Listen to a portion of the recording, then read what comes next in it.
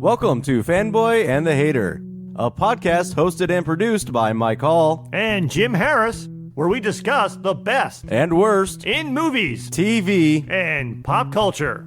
Edited by Jim Harris. And music by Mike Hall.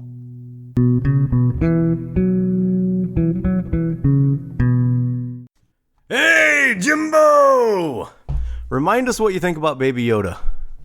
I hate Baby Yoda! So we're talking about Mandalorian Season 2. I'm going to forewarn everybody, there may be bits and pieces that have to get cut out here because of my coughing, because I made the mistake of not wearing a mask at work, and I got myself a bit of COVID, and it's still lingering, and I'm still coughing quite a bit. So I apologize for that if it bleeds into this episode. What have you got to say, Jim? Well, first off, Mike is broadcasting live from a back-to-tank at this point. Star Wars joke! So I would like to start off by saying I do not like The Mandalorian. And anyone who has listened to our previous episode on Season 1 of The Mandalorian knows that I do not. I've also recorded my own solo episode talking about how I basically believe that anything set after the timeline of Return of the Jedi is non-canon, because I'm very anti-Disney Star Wars. And I'll come back to a little bit more of that at the end of this episode.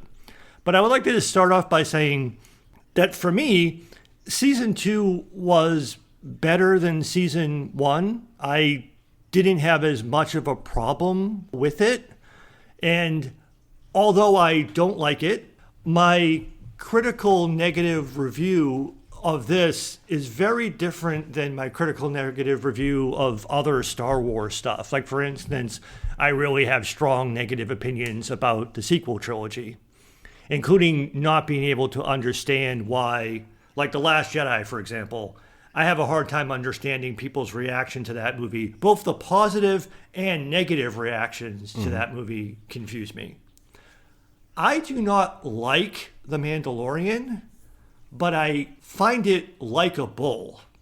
So even though I don't like it, I completely understand why people like it. I also completely understand why people love it. That's fair. So if you love The Mandalorian, I'm not trying to convince you to not love The Mandalorian. I'm just sharing my negative critical perspective on it, even though I do acknowledge it and will acknowledge throughout this episode that even though I don't think it's not great, I would say that at best it's good. I don't even think it's good, but it is undeniably enjoyable.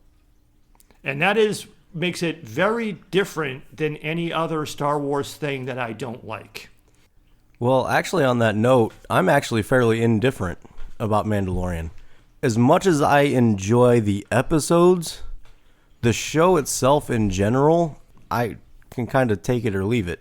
And it's really weird to say that and for that to make sense at all. We'll get into that a little bit later, but The Mandalorian as a character and the stories that they're telling, like the overall arcing stories of Mandalorian, I really not really that super interested in. But individual episodes, I really enjoy. And I'm actually going to argue that that's part of the entire design of the show. I agree. I'm going to be arguing that there really actually isn't much of a story. I was actually thinking the same thing. It's like, and it's by design. Normally when I criticize storytelling, it's because it's poorly written, poorly designed, and poorly planned. That is not the case with The Mandalorian. The Mandalorian is it's amazing that it's good because of how little story it actually tells.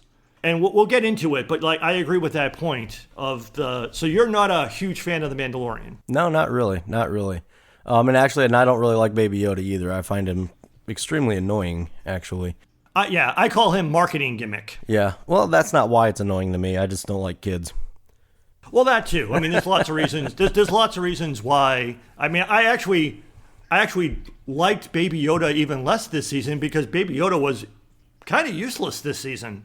But we'll get into that. Yeah. Well, let's go ahead and go through the story. Let's go episode by episode and just kind of quickly hit what actually happened through this season. Even though it probably goes without saying, I will say it anyway. If you proceed past this point, you will hear spoilers.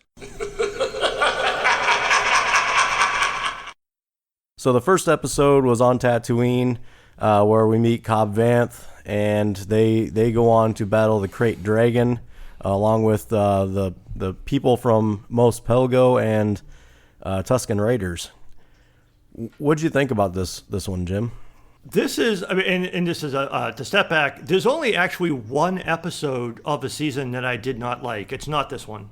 My initial problem, and we don't actually watch The Mandalorian together, and anyone, not just you, would be annoyed to watch any television show with me because I pause so much.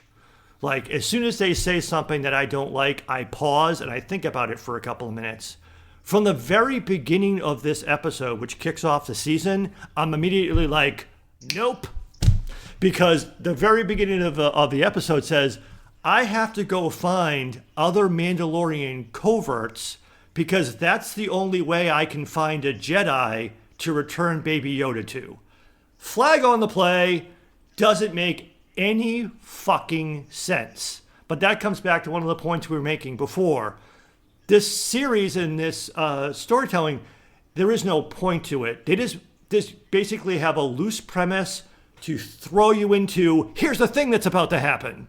But if you stop and think about it, it doesn't make any sense. But I understand, going back to what I was saying before, that there's a design behind it. The real reason that Mando is sent on a quest to find other Mandalorians is not to find a Jedi.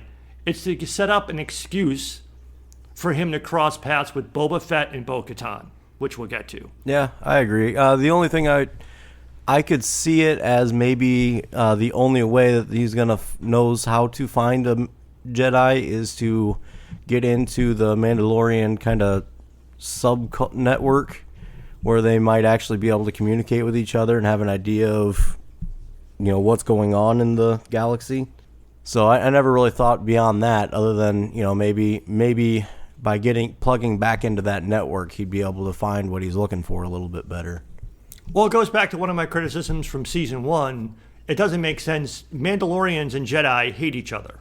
And even the armorer back at the end of season 1, which is repeated at the beginning of season 2, tells them, yes, they're the ancient enemy of the Mandalorians, but because Baby Yoda is a foundling, you're bound by the creed to return it, which also doesn't make sense.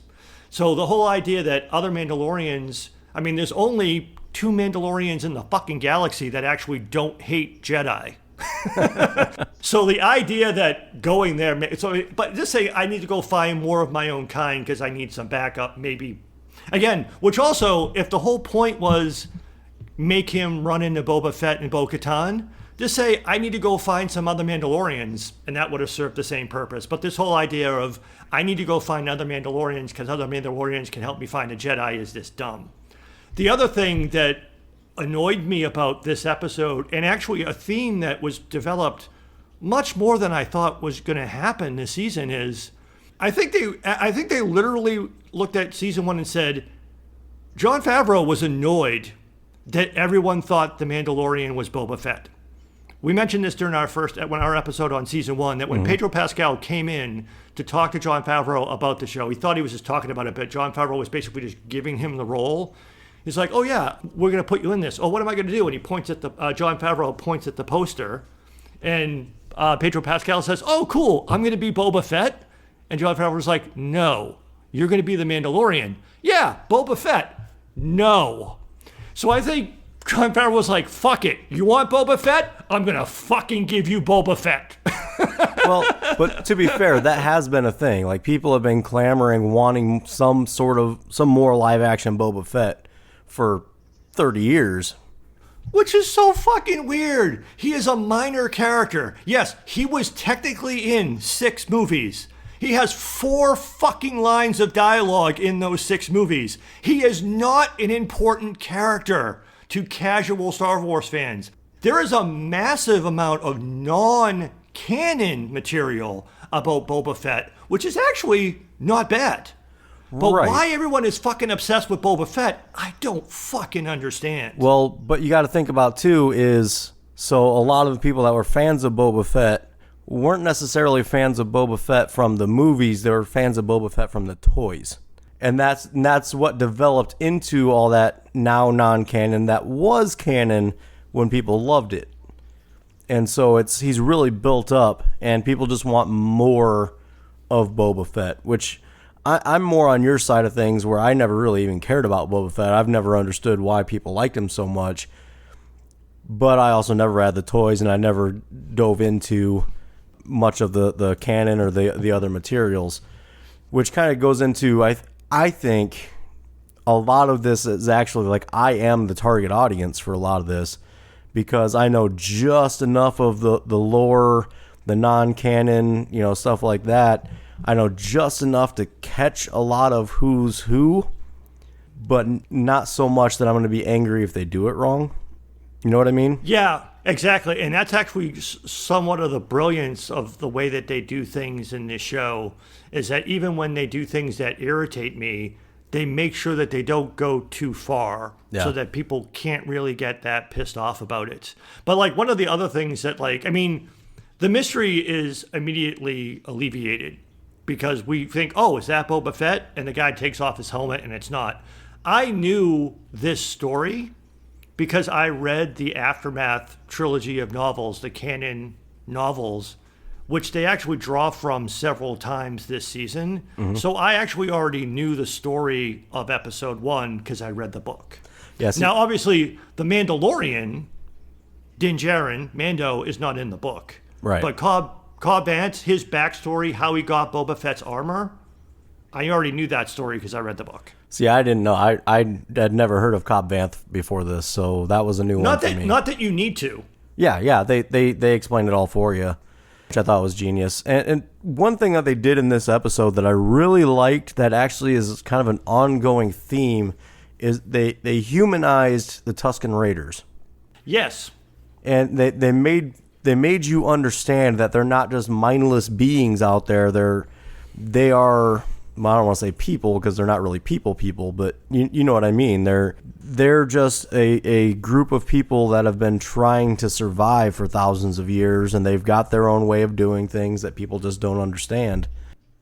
And they brought the humans from the village and the Tusken Raiders together and helped them understand each other. And I think that's an ongoing thing. One of the two themes throughout this entire season, I think, is humanizing and understanding the different sides of belief systems and cultures, and why people do what they do and believe what they believe. And I think that they just did a very good job of that throughout this season. Yeah, I wish that was more of a theme. We didn't get dragged down some of the other rabbit holes. Yeah, that was well done. I was at least at first it's like, fuck, we're going back to Tatooine again. Yeah. Because one of the things I'm going to consistently criticize is the use of empty nostalgia and fan service teases throughout this, which again is intentional, it's formulaic, and as much as I don't like it, it works. Yeah. But it's like, at least they did something a little bit different. So yeah, the Cobb Vanth story, the Tusken Raiders thing, the villagers needing to work with them, and props given, this season obviously had a much bigger budget, because that was pretty impressive to see the Krayt Dragon. Yeah, that's what I was going to say next, is they actually brought in a Krayt Dragon, and they made it pretty awesome. They obviously spent more money on this season, and it wasn't just evident in this episode. Right. But they had a bigger budget. So yeah, it wasn't a great story, but it was an enjoyable episode, which is kind of like a microcosm of the entire season. Right. What did you think of the Krayt Dragon? I was impressed by it because it was done well, but it was one of those things, again, for me, I was like, okay, if Mando's supposed to be protecting Baby Yoda, and again, the whole idea that he's offended that this guy has Mandalorian armor, again, it's one of those side things of, it doesn't really make much sense story-wise, but the reason that he has to take Boba Fett's armor is so that Boba Fett will chase him. Yeah. But the whole idea is, okay, he doesn't like the fact that this guy has Boba Fett's armor, but his priority is to protect the child. And taking on that Krayt Dragon was a huge risk. So I would have rather have seen an edgier Star Wars. Hey, yeah, Cobb Vanth, let's ride out with me and show me what you're talking about. Once they get away from the town, shoot him in the back, take the fucking armor off him, go back and get Baby Yoda. Bye-bye, fuck you, whatever problem that village has, I don't care. I want the fucking armor, I'll kill you and take it. But they have established that he is a character that likes to protect people. Yeah, and he was.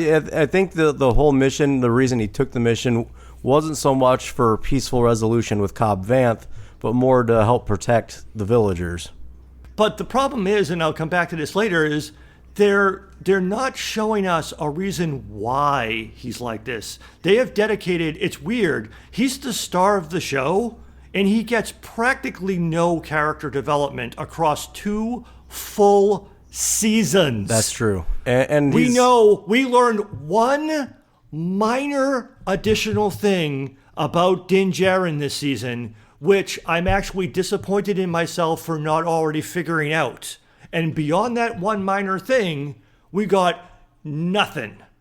So give us a reason. Why does he have this sort of like heroic and noble streak to him?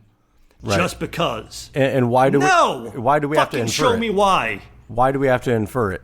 Exactly. Why do we have to infer it? Or just actually, we're not even asked to infer it. We're just asked to accept it. That too. Yeah. And it's like, fucking Cobb Vanth got fucking character development. He fucking told his story. Right. He actually gets fucking character development. We get nothing for fucking Din Djarin, and that's part of my annoyance with the storytelling thing. That's true. But yeah, to your point, that's why he didn't just shoot him in the back and take the armor. But the funny thing is, right, at the end of, I figured this out later, but at the end of the episode, we actually see Boba Fett. And I thought it was just an in-joke. I was like, hey, look, there's the actor who plays Boba Fett. Oh, yeah. Maybe that's just the joke. We all thought it was Boba Fett, and in the closing frame, we see the actor who played him, or one of the 2 actors who played him. And I thought that was going to be the end of it. And then after that episode, I read, they're doing a Boba Fett spin-off show. And I'm like, what? And that's why he ended up being in 4 of the 8 episodes. Yeah. It's like, what? Why was that necessary? But sorry. Well, for me, though, so in the first season, when Fennec Shan, you thought she was dead, and I said that I thought she was alive. I don't know if you remember that when we talked about that. And there was a lot of, well, what if that was Boba Fett that picked her up? And I was like, you know what, that makes sense. But I didn't have a lot to go off of on that, so I didn't really talk about that. So right when he did turn around, I was like, oh, it was Boba Fett that picked up Fennec Shan, and she's going to be fine, and she's going to show up later. Which is actually good because, as we had said in the first season, what a waste of not only a good character, but an incredibly talented actress. Right.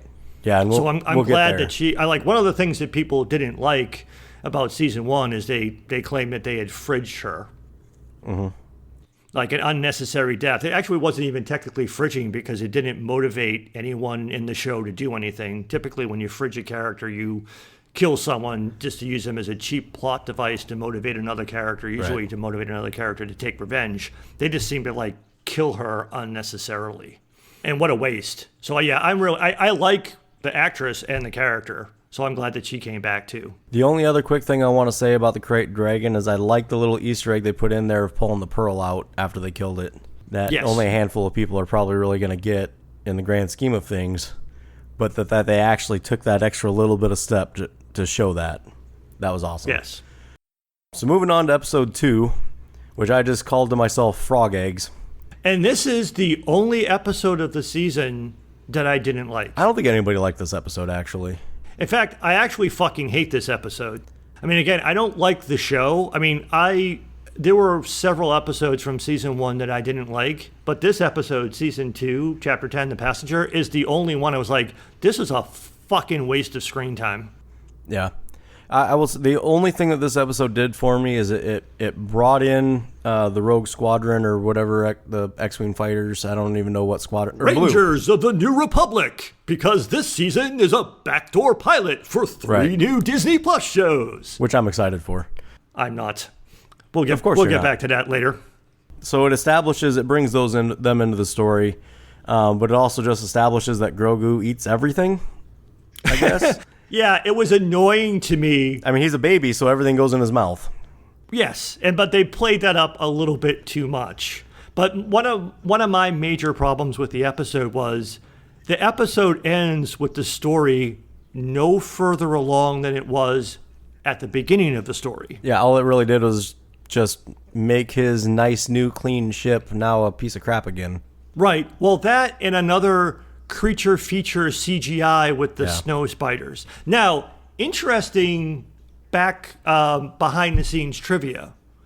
Mm-hmm. This doesn't save the episodes for me, but do you know why they did that episode? To bring the spiders from Rebels into it? Nope. It would make sense that it's a good guess that because they do look very much like the spiders from Rebels. Actually, where those spiders come from, the concept art for The Empire Strikes Back, that's what was supposed to capture Luke. Oh, okay. But it was 1980. Movie-making technology was not really good. The Tauntaun and the Snow Yeti looked stupid enough. Yeah. There was no way they were going to be able to pull off snow spiders without it looking really, really dumb. So they just brought in the abominable snowman from Rudolph. Exactly. All right. But it was an homage to George Lucas because they were like, here's a cool idea that Lucas wanted to do in the original trilogy, but it couldn't be done because it was 1980, so let's make the snow spiders. Yeah. It doesn't save the episode for me, but that's what it's from.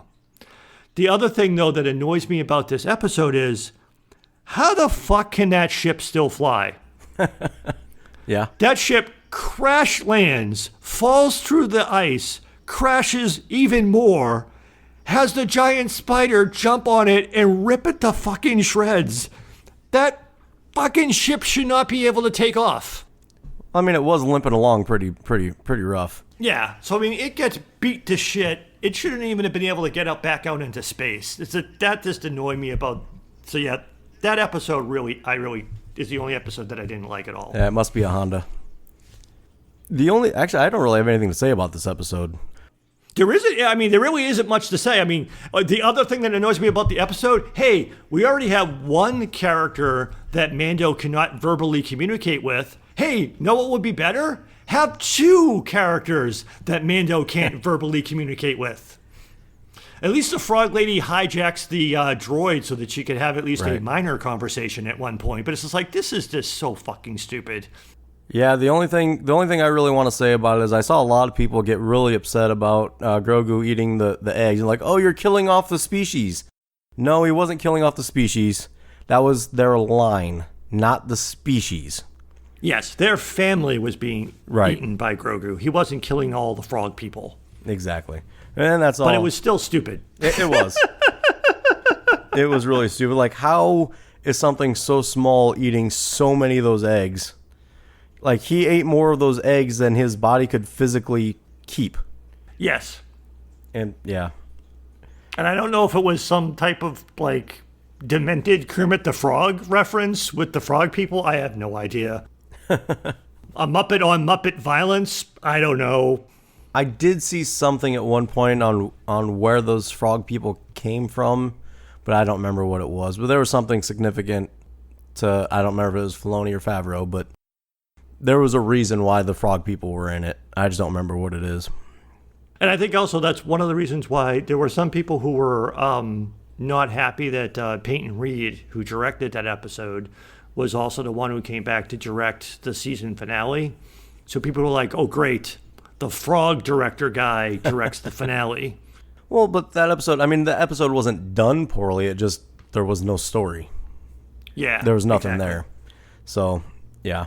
I think we've shit enough on episode number 2. Yeah, let's go on to 3, which is where we meet, big surprise to nobody, Bo-Katan. one of my favorite episodes of the season. And again, here's one of the things that's geeky, right? If you're a casual Star Wars fan, meaning that you mainly just watch the live action movies, which is probably the vast majority of both even casual and diehard Star Wars fans, there's still a lot of people who haven't watched the Clone Wars and Rebels animated series. So most people, right, probably have no fucking clue who Bo-Katan is. Right. I was super geeked out for two reasons. Not only because it's a very arguably minor animated character, but an animated character that they made a live action version of, but she's played by Katie Sackhoff. Right. Of Battlestar Galactica fame, but more importantly to this story, she's also the voice actress who voices Bo-Katan in the animated series Clone Wars and Rebels. So I was geeking out on that stupid part. I was actually, I mean, I'm just nerdy enough that I knew that going into it, and I was expecting it. Like, right away, I was expecting it. But what I was geeking out about was when she takes her helmet off, she looked exactly like the animated series Bo-Katan. Oh, yes. Bo-Katan is perfect in every way. We're going to get to the other animated character that got brought in. Jim has a crush. Huh? Jim has a crush. Well, no. It was very well. I do like Katie Sackhoff. I am a fan of her, not just for Battlestar Galactica, but other stuff that she's been in. But yeah, the way that she looked and obviously the way that she sounded was perfect because it's the same actress.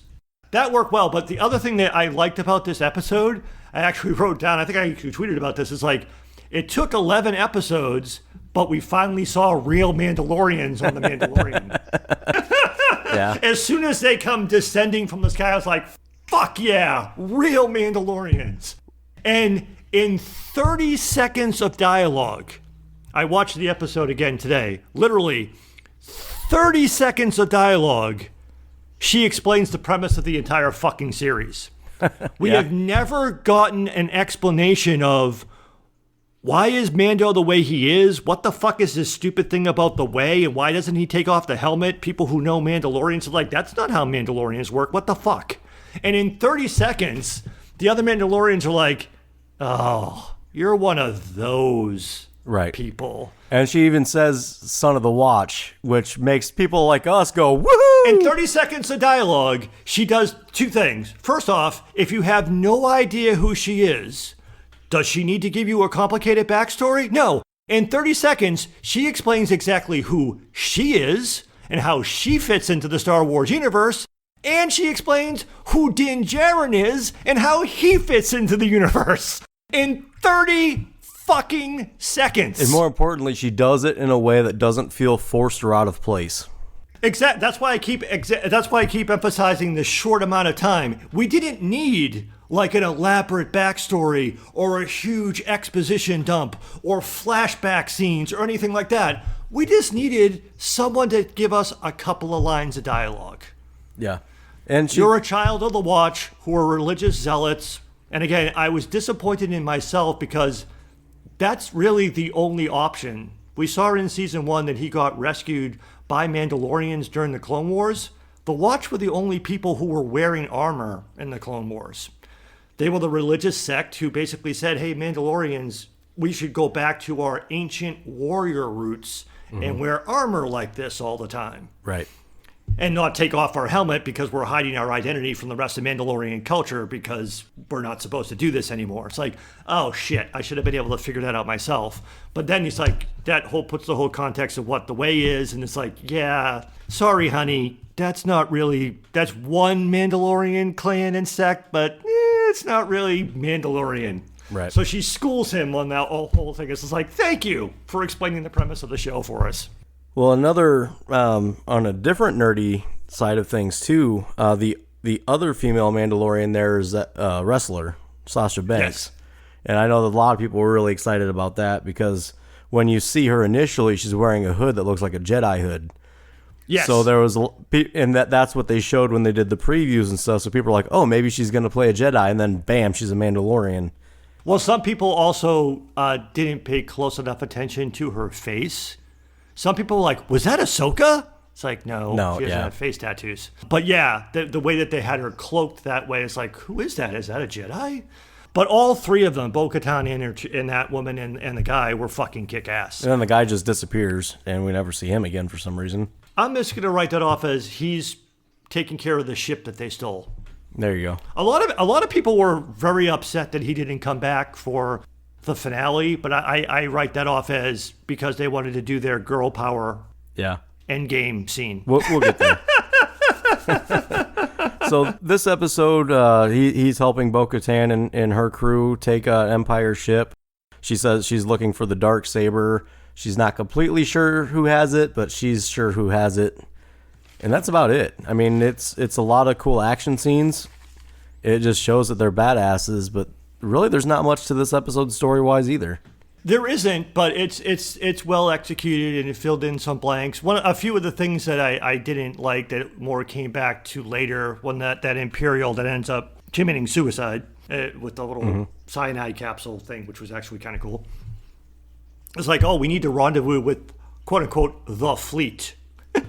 Yeah. Later, we don't get a fleet, we get one cruiser. So it was a little bit underwhelming there. But yeah, the whole idea that and then that's the other thing, she says the Darksaber, we know she's looking for Moff Gideon. So it's unfortunate that they didn't do more with it. But at the end of that episode, I was like, I want to follow them. I don't want to keep following Mando and Baby Yoda. I want to go see where the other Mandalorians are going. But it sets up, there's going to be another series about that. So, I mean, really, this whole series, this season is really just setting up for the expanded universe, and that's about it. Yeah, like I said, I was going to probably come back to that at the end. It's me too. A big course correction in terms of storytelling. They really abandoned trying to tell their own story and are just using this, like you said, to set up the rest of the universe to fill out some of the other shows. And then, of course, it's one of those other sort of the recurring motif, the go do another thing. Oh, you're looking for a Jedi? And then, of course, everyone geeks out because she says, go to this planet and go find Ahsoka Tano. And Twitter and social media loses its shit. And then everyone was like, we're going to see Ahsoka Tano in the next episode. And I'm like, no, you're not, because it's TV and they're going to milk it. Yeah. But that was the two reasons that people were freaking out. But of course, if you're a casual fan and you don't know who Ahsoka is, you'd be like, I have no idea what that means. Right. Yeah. Why is everybody so excited? Exactly. But before he can go to Ahsoka Tano, he's got to get his ship fixed. So for the second time. Right. Because he got it kind of fixed by Mon Calamari on that planet, but it wasn't fixed well enough. So now we have to have an excuse to, hey, what about the other characters who were on the show from the first season? Yep. Oh, okay. We'll go visit them. Yep. So he goes and he meets up with Cara Dune and Apollo Creed. In an episode who Apollo Creed, Carl Weathers, actually directed this episode. Yeah, that was kind of neat. It was, and it's the only episode, not that he was an important character, but it's the only episode that he appears in this season. Yeah, and it was actually, it was another one of those, there's not much to the episode, but it was a very enjoyable episode. Yeah, again, it's a lot of one of those things like, don't stop and think about the story too much because it doesn't quite make sense, but we're going to give you, we need to buy a little bit of time to fix Mando's ship. While we're fixing your ship, why don't you risk your life? Exactly. Why don't you leave the kid in school with not C-3PO or female C-3PO teaching a bunch of kids. So basically, here's a babysitter, which he had to use the frog lady as a babysitter in the previous episode. Here, leave someone with a babysitter so you can go have an adventure with us. A little bit of comic relief with the guy that he had put in carbonite from the first season. For a lot of wherever I go, he goes. He doesn't seem to go with them very often. No, and they even kind of poked fun at that. He literally says that in this episode, and Carl Weathers is like, don't worry about it. Yeah. He's okay. And then Cara Dune's like, yeah, it's okay. You can trust us. It's safe to leave him here. And actually they showed that at the beginning of that episode that Cara Dune's basically become a marshal and that they're actually more legit. We were kind of left at the end of season 1 of, is she going to become a bounty hunter and work for Carl Weathers? Now they're actually going legit and trying to make the planet nice. Yeah, she had become basically like a sheriff for that planet at this point. She doesn't become the marshal till the end of the episode. Correct. And but yeah, so they basically enlist Mando to help free the planet from the Empire by blowing up this final base that's got way too many people in it. Where we find out that that's where they were experimenting on Grogu.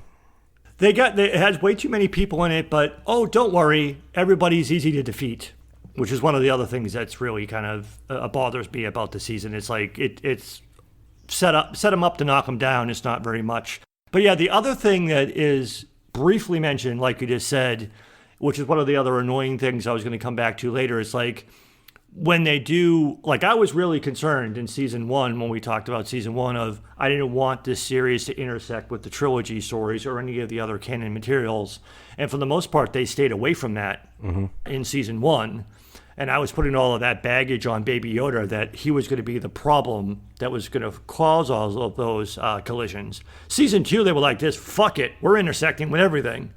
But when they do intersect with stuff, they annoyingly give you tiny little tidbits of information that don't quite answer any questions. So yes, we got the impression that they're trying to clone Baby Yoda from season 1 because they have a cloning scientist. We see a tank of, some people were saying, hey, look, that looks like Snoke. No, it doesn't. It's just some deformed thing in a tank. But are they trying to grow Snokes? Is this part of the cloning program for the Empire? We don't know. We're not going to tell you. No, we might find out later. Well, we had a little bit more of a tease without telling us whether or not it is what we think it is in the finale, but not to jump ahead. But yeah, that was the other sort of, I guess, what I would say significant, because there's not much of it, overarching story contribution is that episode did give us a little bit of a tidbit of that. If there's anything that you could say comes close to an overarching story is the cloning thing that, again, isn't touched on much. Well, this episode brings up to me something that's been bothering me for a while, and this season just fully brought it to fruition. It's, what is the point of stormtroopers wearing armor? Because it seems like it hurts them more. Like, you shoot them in the arm and they die. Why do they even wear armor? Everything seems to hurt them. You hit them with anything. You punch them and it knocks them out. Why are they wearing armor? What good is it? What does it do? It does absolutely nothing. And the thing that's frustrating about it is they play up that thing way too much. But at the other end of the spectrum, yes, I understand that Beskar armor is really powerful. But come on. It's like a suit of invulnerability. Yeah. Mando's armor is too good. Stormtrooper armor is fucking useless. Right. Mando can be shot with like fucking a dozen blaster bolts. And physics, I know it's science fiction, it's Star Wars, it's not supposed to be very sciencey, but he doesn't even get fucking knocked back by the fucking physical blast of the bolt. Yeah, he does.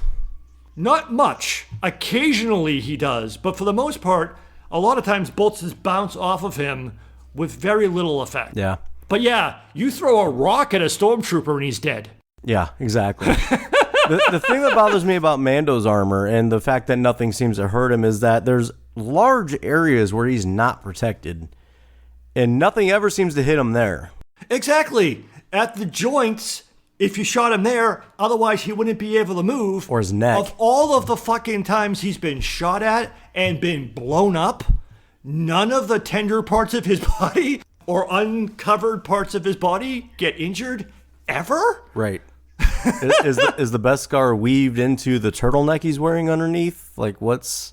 Exactly. It's just like, why? It's just, Stormtrooper armor is a joke, and his armor is just too powerful. Yeah. But really, there's some kind of cool scenes in that one. Actually, Horatio Sands was hilarious in that. I think he's actually the reason that this episode is tolerable, even really, to me, until we get to the end, which the ending was pretty awesome for me, where it kind of gives the reveal of the Dark Troopers. The only thing, I guess we can get into that and when we talk about the final episode, there's one big thing about the Dark Troopers that I found incredibly disappointing.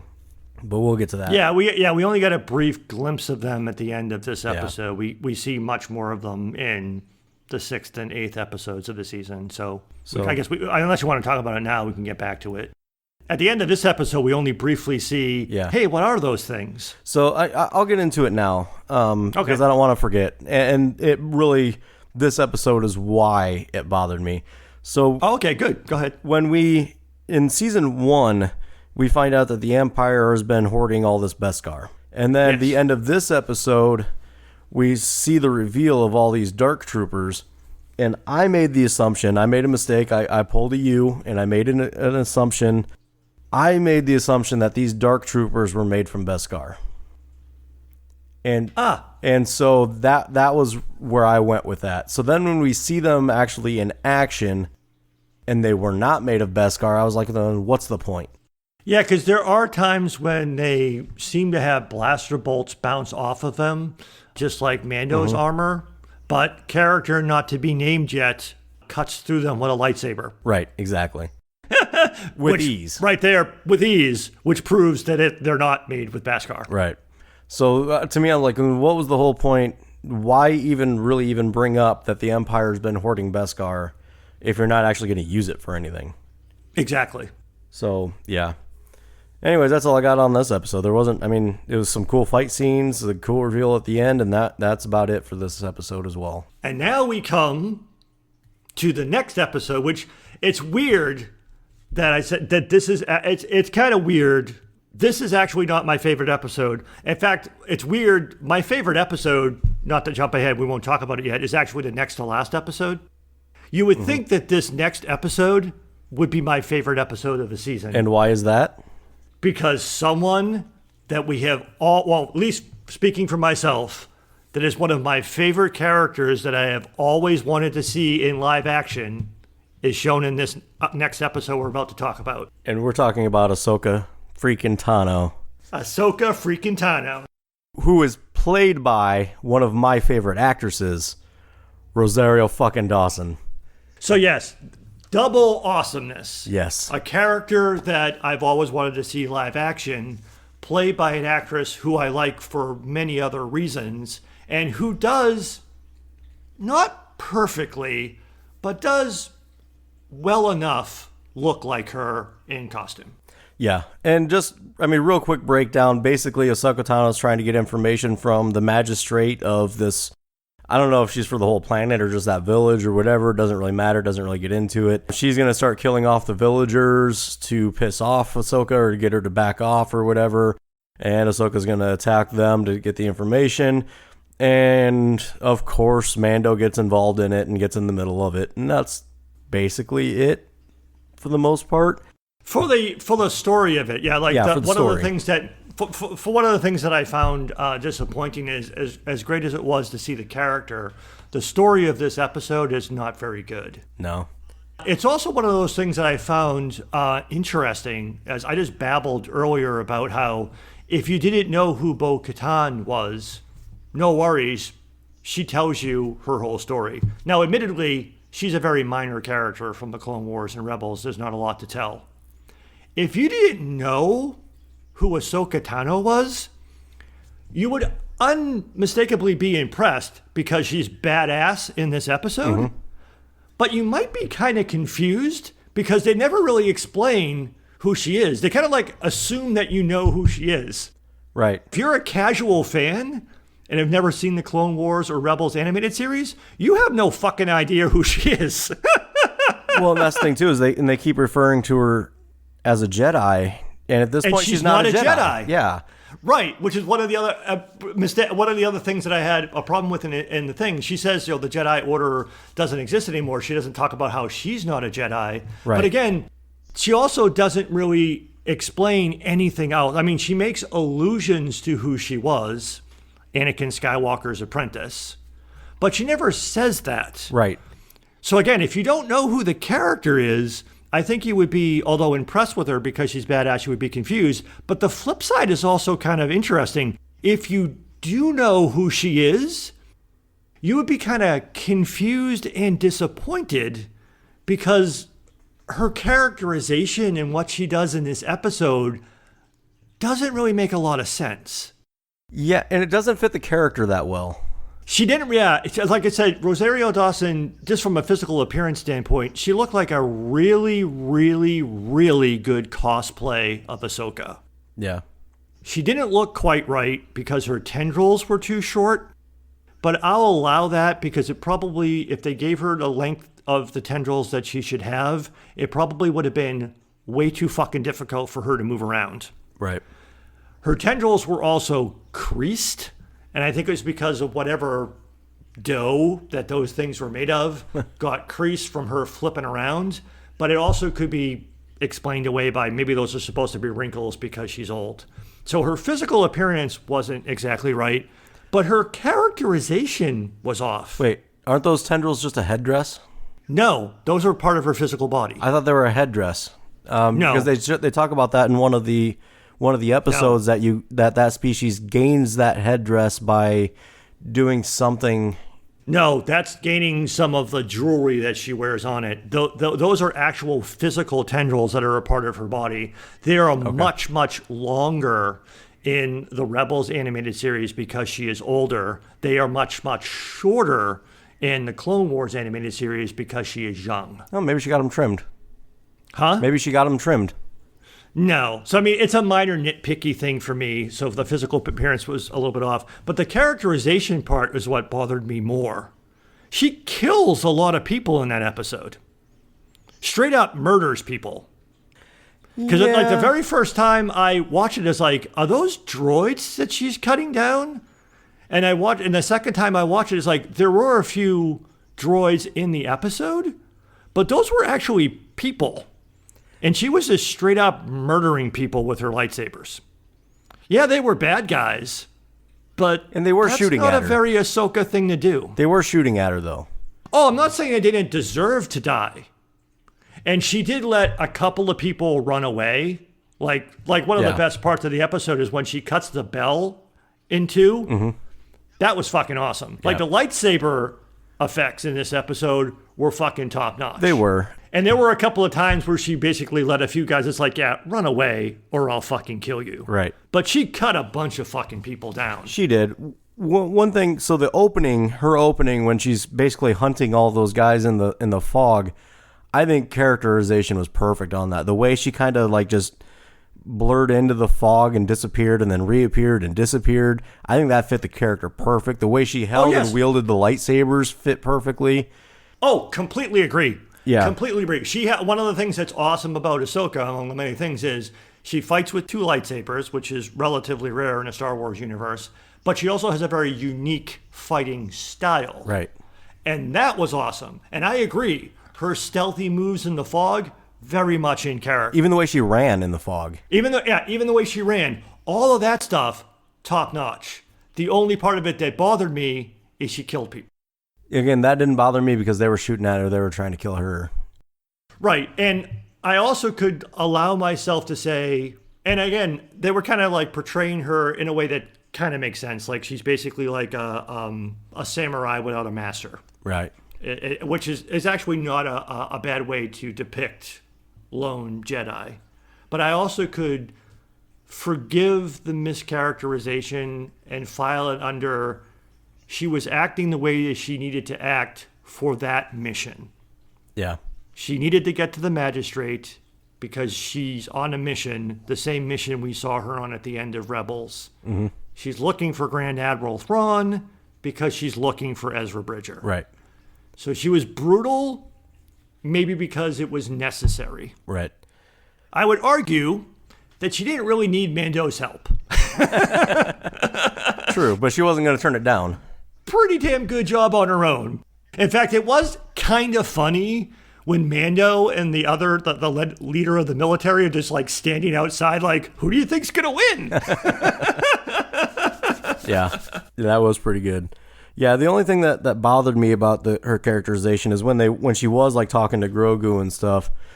To me, I see Ahsoka, or I always saw Ahsoka, especially towards the end, is she was much more like Obi-Wan, where she was very, very kind of in her head and slow to respond and thoughtful, and she didn't really come off that. Yeah, she didn't come off that way in this. Yeah, she came off a little bit closer to her younger self and not the older, wiser version of herself that she should have been at that point in time. So yeah, that was the other thing that I didn't really like. A lot of the stuff with her interactions with Grogu weren't quite right. And then when they're talking, when he keeps trying to pawn Grogu off on her and say, you're the Jedi, you're the Jedi, all she had to do was say, I'm no longer a Jedi. True. Why didn't she just say that? That would have ended that argument and they could have moved on.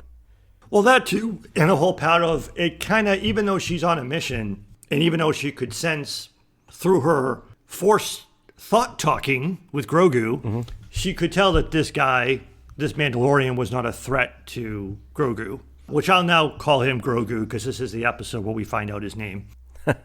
But she should still have wanted to at least take him. It's like, yeah, you're right. He should be with a Jedi. I got it from here. I'll get him to someplace where he should go. She can't do that because it dead ends the story. Well, also, you got to think about, too, is she watched Anakin's turn, and she saw so much of what made Anakin turn in Grogu, and she knew she wasn't going to be able to help with that. She had the fear in her. I'm not saying it was completely bad. It was just a little bit off. Yeah, her whole idea is like, I sense the attachment that he has for you as a basis for his fear and anger, and I've seen what that can do to a full Jedi Knight, the best among us. Again, if you don't know who she's talking about, you might be confused. We all know she's talking about Anakin. Right. So that was actually sensible. But the whole idea is like, oh yeah, just let him forget his powers and I'll just go on. It's like, that didn't quite make sense. Plus the fact that like telling us Grogu's backstory was both good and bad at the same time. Oh yeah, he was with me at the Jedi Temple. He survived Order 66 because someone, stole him away. And then his memories get dark, conveniently. I don't know what happened to him after that, but he was just hiding and stuff. It's like, kind of was both good and bad at the same time. Yeah. It just brings up the question of how did he get out? How did he get out? What Jedi helped him? Yeah. Where the hell was he for 25 years? Right. How did he actually... Because they've been depicting him... This was the other thing that was annoying me about this season. He was depicted as essentially helpless this season. Yeah. With the exception of throwing some stormtroopers around, which we'll get to later, he practically didn't use the Force at all this season. Right. In season 1, he used the Force a lot.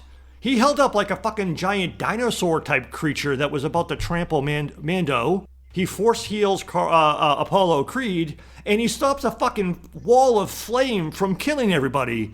He uses a fuck ton of Force power in the first season. He is, like, helpless. Yeah, and this one he just wants to get his ball. Yeah, that's it.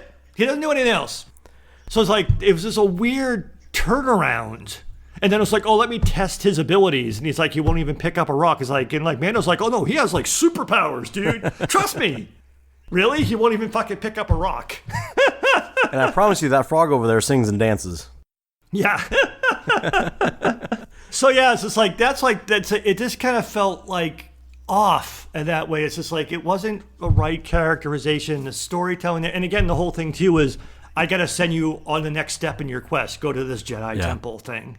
So that was irritating. Going back to Ahsoka Tano, there is one big glaring thing that was so out of character for her, it actually pissed me off. What's that? When Mando was first looking for her, and all of a sudden she attacks him from behind. Not knowing who he was, not knowing his intentions, not knowing anything, she just attacked him. That is so out of character for Ahsoka Tano to not at least start off with a conversation. Exactly. The whole reason that she quit being a Jedi was because she wanted peace. Right. She didn't like how aggressive the Jedi were becoming, which again also feeds into she was a pretty fucking Anakin-like aggressive in that episode. Mm-hmm. Fucking, these people are in my way. I'm just going to fucking kill them. But yeah, also the fact of, if it was not a Mandalorian, she would have fucking killed Mando. Because she comes down with a double strike of her lightsaber that he blocks with his arm, and because he has Beskar armor, he's able to block it. If he was not a Mandalorian, he would be fucking dead. Right, and she's one of the ones that actually has friends that are Mandalorians. Exactly. So it's like, not only did she attack him from behind, she attacked him with the intent to kill him. That if he wasn't a Mandalorian, he would be dead. Yeah, which makes for a good scene. But it's so out of character for her. It's so out of character because the real reason, the two things that Ahsoka is in this episode to accomplish, other than as a backdoor pilot for her own show, is to do two things. To show that Beskar armor can stand up to a lightsaber strike. If you're a casual Star Wars fan, you would not have known that. And to show that you can spar or duel with someone who is wielding a lightsaber with a non-lightsaber weapon, the Beskar staff that the magistrate uses. Right. To show that, to set the table up, because when I saw that, I was like, oh, Mando's going to have a duel with Moff Gideon. Moff Gideon will have the Darksaber. Mando will have the Beskar staff. Yeah, that was a given. And that was basically all they were setting up. Like the fight with the magistrate, I was like, come on. I was like, bitch, please. She would just force throw that bitch across the courtyard and then force choke her and say, really? A Beskar staff? Fuck you. Yeah, here's a lightsaber. I'll cut your fucking head off. Yeah, that was unnecessarily long. Yes, exactly. There should have, yeah, she got like one of her lightsabers is disarmed. I was like, please. Ahsoka would have fucking destroyed that woman. Yeah, this is around the time frame. Well, I guess no, it's quite a bit later, but this is the same Ahsoka Tano that defeated Darth Maul. That defeated Darth Maul and held her own against Darth Vader. Right? Exactly. And she can't fucking beat an old lady with a fucking Beskar cane? Fuck off. There's no way that duel should have been that dramatic. But again, if you don't know who Ahsoka is, it wouldn't bother you. That's true. If you're a casual fan who has no idea about the things that we just talked about, be like, oh, okay, maybe that woman's just super awesome that she was fighting. Yeah. That magistrate lady was just super awesome. It's like, no, it makes no fucking sense. Right. She loses, but she almost beats Darth Vader. Right. And she beats Darth Maul. She can't beat magistrate with a cane? Yeah. Yeah, that was pretty ridiculous.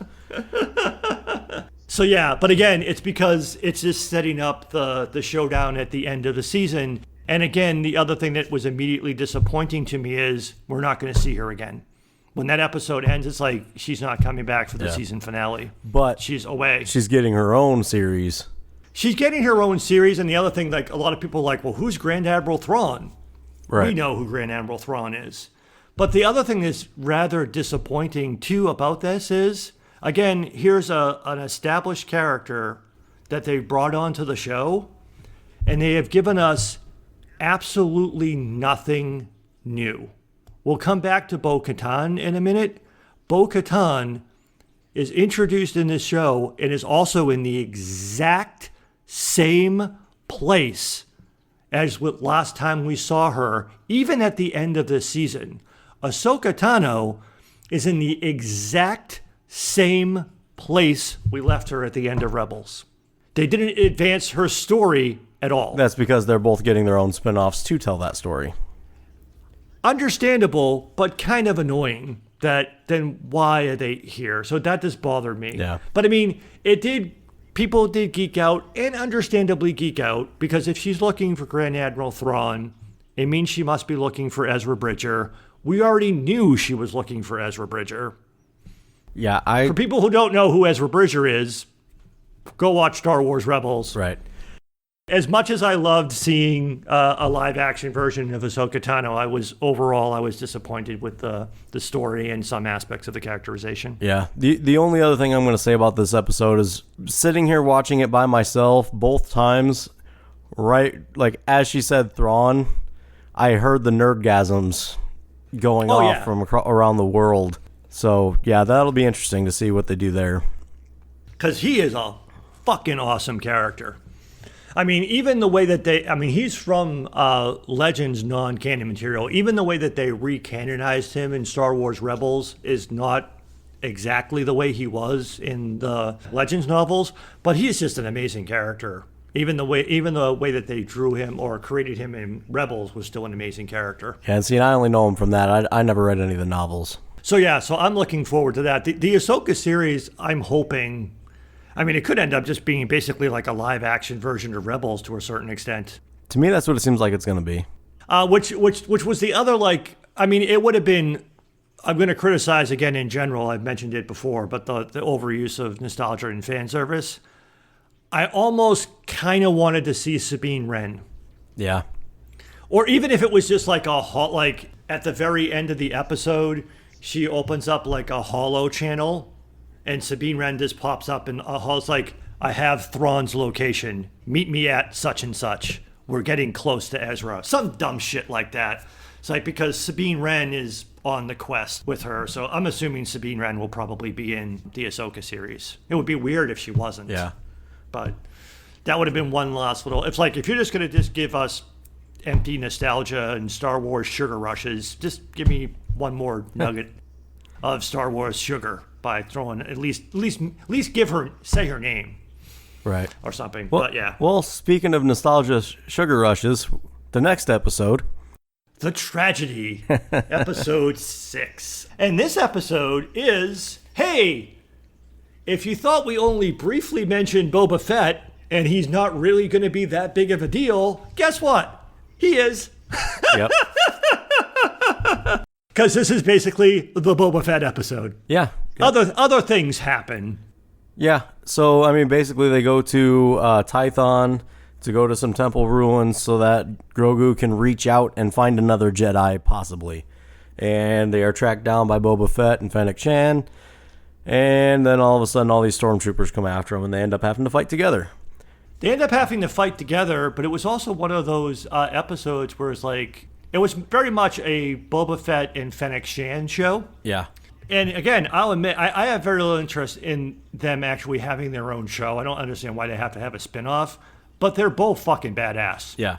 It was also pretty cool. The actor who plays Boba Fett, ethnically he's Maori. So the weapon that he actually wields, which is also the weapon that the Tusken Raiders wield, is actually a real-world weapon. Mm-hmm. That staff that he uses is a real-world weapon, and he actually uses it in this episode in legitimate martial arts style of how that weapon is actually used. Yeah, it was pretty awesome. And he uses it really awesomely. So yeah, it's a hey, let's just beat the crap out of stormtroopers episode, but it's pretty entertaining. Yeah. I mean, it finally set live action why Boba Fett is so badass. Yes, and that is the thing that most people said. People like a lot of people who are like would say, why do we even care about Boba Fett? He's like, he's been made out to be this badass, but we've never actually seen him be badass. We finally get to see it. We finally get to see it. We got a little bit of his dad's badassery in the prequels, but we've never understood why. I mean, because Boba Fett pretty much gets his bitch slapped into the Sarlacc pit in the Return of the Jedi. Right. So it's like, why? And we see a little bit of him in the animated series, but not to this level. Yeah, so he was pretty badass. And again, all in nostalgia when you see Slave One flying across the sky. Yeah. Like, here's Boba. And again, it was really nice to see Fennec Shan return. Yep. In this episode. So yeah, not a lot happens all that sensibly storytelling-wise, but it's a good example of, it's an entertaining show. Yeah. And it sets up, too, so throughout this entire season, we kind of learn more and more that Mando has no idea what's going on or the history of the galaxy in any way, shape, or form. But it also sets up that he probably doesn't learn from his own mistakes because he keeps walking into that force wall. He did that one too many times. I would say too many times, but yeah. Yeah, he does it 3 times total. He probably shouldn't have tried to do it on the second and third try. And again, it's one of those sad things.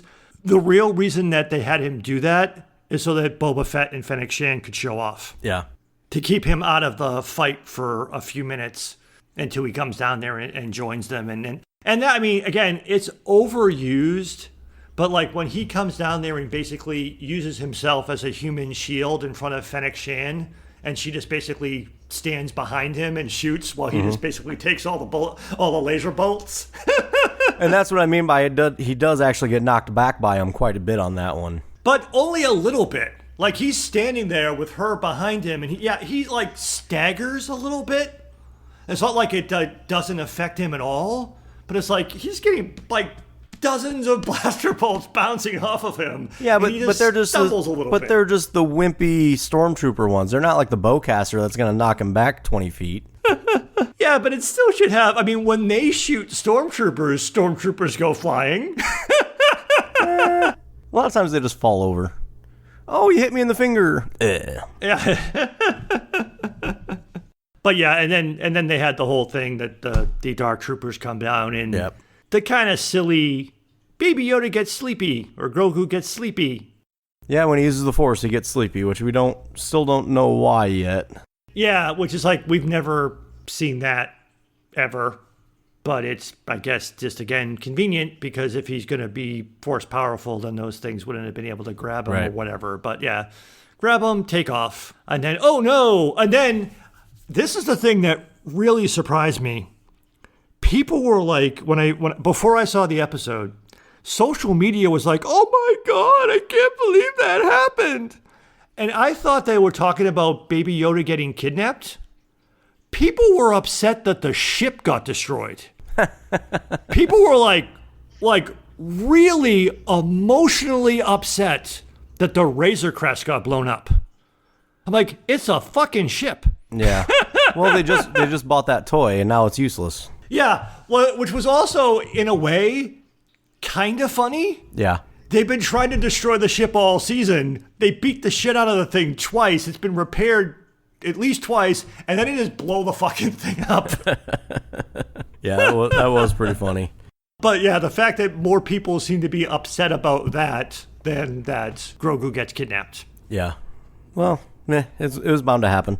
Really, my only takeaway from this episode, I thought it was awesome watching Boba Fett before he got his armor fighting all the stormtroopers, but then just the wonderful nostalgic punch in the face when he shows up with the armor and just shows up what he can do with the armor was awesome.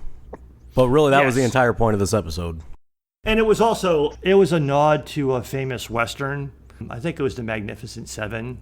When Boba Fett blows up the 2 troop transports. Mm-hmm. He says, I was aiming for the other one. He was like, that's a great shot. I was actually aiming for the other one. That's actually there's a famous, I think it's the Magnificent Seven.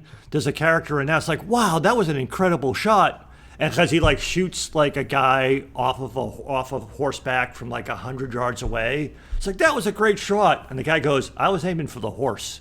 Well, it also goes into Robin Hood Men in Tights when he shoots the noose. He was like, yeah, that was a great shot. I was aiming for the hangman. Yeah. So yeah, it's that same type of joke. But yeah, but it was funny though. But it was it was cool to see. Which then leads us to, well, I think you said this is your favorite episode, and it's also probably my favorite episode as well. Chapter 15, The Believer, the only episode not written by either Jon Favreau or Dave Filoni. True story. And it's my favorite episode of the season. Mine too. For a couple of reasons. Number one, it is the only episode that Grogu is not in. In the entire series. I mean, back in season 1, he doesn't show up until the very end of the very first episode. So he's barely in the very first episode, but he is not in this episode at all. Yeah. And one of the things I had remarked on Twitter is like, this is an example of how good the show could be when Baby Yoda's not on it. Because they didn't have to go get a babysitter or anything like that. It's just like, just let the show play out. But it wasn't just that. Actually, I'll let you explain first. Why is it your favorite episode before I explain why it was mine? So my favorite episode from the last season was the one that most people didn't like, which is the one that Mayfield was in when it was basically like almost like the slasher flick, more or less. I really liked that they brought Mayfield back because I thought that was an interesting character that they didn't really get into too much. And I also really like Bill Burr. So I know we've talked about before how I really like stand-up, and Bill Burr is one of my favorite stand-up comedians. And I like how he actually shows that he's a good actor, too, in this. I think he did a great job on it. I think it was a great... This is actually one of the only episodes that actually has a good story to it. And Yes. and it brings out the humanity of the Empire, as well as Yes. bringing up the age-old question that was brought up. I know a lot of people have talked about this, but it was brought up in Clerks about the people on the Death Star. That's actually in the finale. They talk about Operation Cinder in this episode. Right. But in this one, they kind of glance at it, though, because when at the end of the episode, or towards the end of the episode, when they're having the conversation about the fights and the people that were lost and et cetera, et cetera, et cetera, to me, that got me thinking about that. Yeah, they were referencing actually a battle from a book that I read and the Operation Cinder thing. But I understand your point that it's very similar to the humanizing the Empire and how, like we had seen a little bit, but not done a little bit more so in the animated series than in anything live action. And just also just in general, the evil people don't see themselves as evil. Right. The bad guys aren't being bad guys because they're bad guys. They actually think they're the good guys, and who we think are the good guys are the bad guys. Right. So yeah, this episode is well written, and it actually does have a story. I guess we should break down what the story is. First off, let me just say, first I was pissed at the end of the last episode when he's like, "Oh, we got to go get Bill Burr." I was like, "Fuck off! We're gonna waste an episode on a jailbreak." So I was pissed at the end of the previous episode. Imagine that. And then it's like, oh no, we're not going to waste time on that. We're just going to go get him. So go ahead, tell the story. So they got to pick up Mayfield because he understands Imperial systems, so that they could use what he knows in order to get the location of Moff Gideon. Moff Gideon's ship. Which, by the way, I'll come back to this. Makes no fucking sense. The underlying story of why they need to do this makes no sense. The episode's well written, but that whole concept, I'll come back to. Go ahead. Well, that's basically it. So they got to go to basically it's the one that he knows of, because apparently this is the only one of the entire Empire. Is a small mining colony where there's a terminal that he can get to. So Yeah, exactly. There's not a terminal someplace that would be easy to get. A refinery. Sorry. Yeah. Yeah, it has to be some very difficult to get into because it has to be an adventure type of thing. Yeah, they couldn't just pirate a ship and use that. No, I was going to come back to that when we talk about the finale episode, but go ahead. Well, that's about all I was going to say about that. I really liked it, the way that they get him out of jail. And I like his reaction to it. I think his reaction is perfect. And that's when I say Bill Burr does a really good job as an actor in this, is he does a really good job of making his character just a person. Yes. He's not playing somebody that's like, oh, I'm exemplary and I'm this very specific type of person. He's just a person. Yes. A normal person. And he reacts and everything the way that most normal people probably would. Yes, and he provides not only comic relief but also dramatic moments. Right. And he does actually show he's not just funny, although he has lots of funny moments in this episode. But yeah, he does a fantastic job of acting. He is actually the core reason why I like the episode so much, because he's part of a story that, like, it humanizes the Empire. It also humanizes the everyman in the Star Wars galaxy. He was an Imperial sniper. So, I mean, he fought, but he's like, he wasn't like he fought because he was in the military. It was his duty. Yeah. And so he's not, again, a bad guy for being a bad guy. I mean, Cara Dune and him don't like each other because of that whole we fought against each other in the war thing, which was also well done. Yeah. That sort of animosity there. Well, but that was the thing, is she had animosity for him, but he didn't give a shit. He didn't have any animosity for her. Oh, yeah, he was more like, can we just get over that? It's just like, it was because it was the war and we were on opposite sides. Yeah, he's like, that's a long time ago. Can we just let it go? Yeah, it's like, that was a long time ago. Can we just let it go? And I like what he said when they were taking the Rhydonium to the base to get into the base, and he talks about the local people, and he's like, the Empire and the New Republic are exactly the same to these people. They're invaders on their land. Exactly. Which was also a very nice scene, too, because Mando looks over at the kid, and that little kid is just like, that's kind of like him, the orphan youngling. Yeah. who's caught in this fucking war. It's not his fault, but, people are dying all around him. It's like, yeah, the Empire or the New Republic, we're still getting fucked over. Like you said, it's the same to those people. Like, yeah, Bill Burr's the little speeches that Bill Burr gets to give in this episode are all fantastic. Right. It's some of the best writing of the entire. It's arguably some of the only writing of the entire season. It wasn't written by Jon Favreau or Dave Filoni. It's the only episode that's not written by either one of them. Right. Yeah. But there's also several other things about this episode that were good, though. Yeah. My hatred of the Beskar armor. Mando had to take off his armor. And I like how Bill Burr's character Mayfield kept giving him crap about it the whole time. He did, but before we get to that, it's like the whole idea that like he's invincible when he's in his armor. He has to actually fight for real in this episode, not having the protection of his armor. But like, yeah, the crap that he gives, it's like, so what's the deal? You can't take off your helmet or you can't show your face because they're not the same thing. What's the rule? Because now you're wearing a stormtrooper helmet. You're not wearing your Mando helmet. And then he's like, I like the fun. It's like, I don't understand you people. Oh, and by you people, I mean Mandalorians.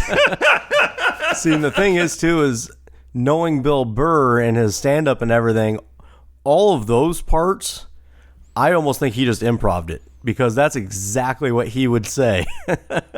Yes. It was very much like his comedic styling and stuff like that. It was also very much like a down-earth. It's like, oh, yeah, you have rules that you live by, but we all have lines that we'll cross if we're pushed to it. Yep. It's like, yeah, the whole thing, you won't take off your helmet. Hey, taking off your helmet now. You're not wearing your Mando helmet. And then also his whole thing is just like, think about all the people who fought and died in the war. It's like, yeah, your people on Mandalore and all the wars that they fought. Kara's people on Alderaan. Guess what? Those planets don't even exist anymore. They're all dead. Yeah. What the hell was it all for? It's like, I'm just a survivor like you are. I'm just trying to. It's like, and then his whole line about it's like, if you can sleep at night, then you're doing better than most. Now, I like how he comes back to that in that conversation with the Superior when he's talking about, and the Superior's like, yeah, it was all worth it for the war. Everybody's like, Who was it worth it for? It wasn't for the families of the people that died? Yeah, exactly. It's like all my comrades who died, all those innocent civilians who died.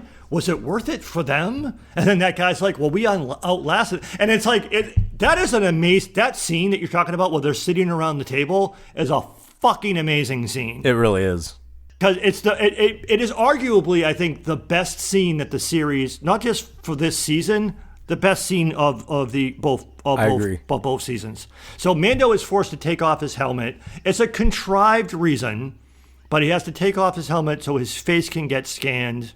I'll come back to the stupid underlying plot that doesn't make sense. But he's forced to take off his helmet. And one of the things that you were thinking about is like, now Bill Burr's, Mayfield's character, has seen Mando's face.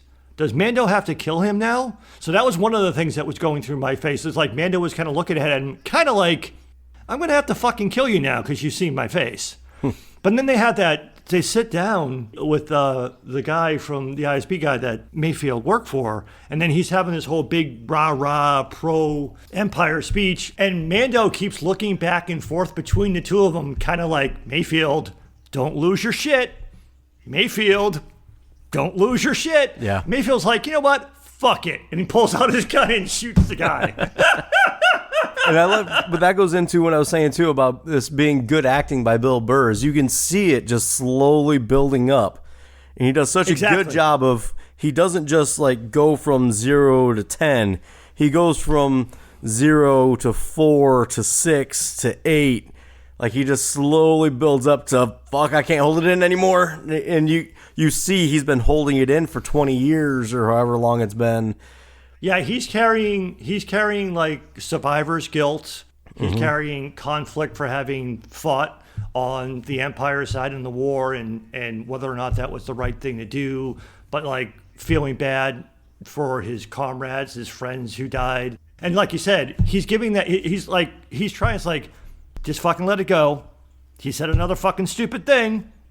Just fucking let it go. He said an even stupider thing. I'm really trying to let it go. Fucking asshole said another stupid thing. And yeah, like I said, it builds and builds. And the facial acting, Pedro Pascal obviously doesn't show his face hardly at all in this series. his facial acting was very good because he doesn't participate in the conversation. He's just looking back and forth between the two of them, and his reactions are awesome.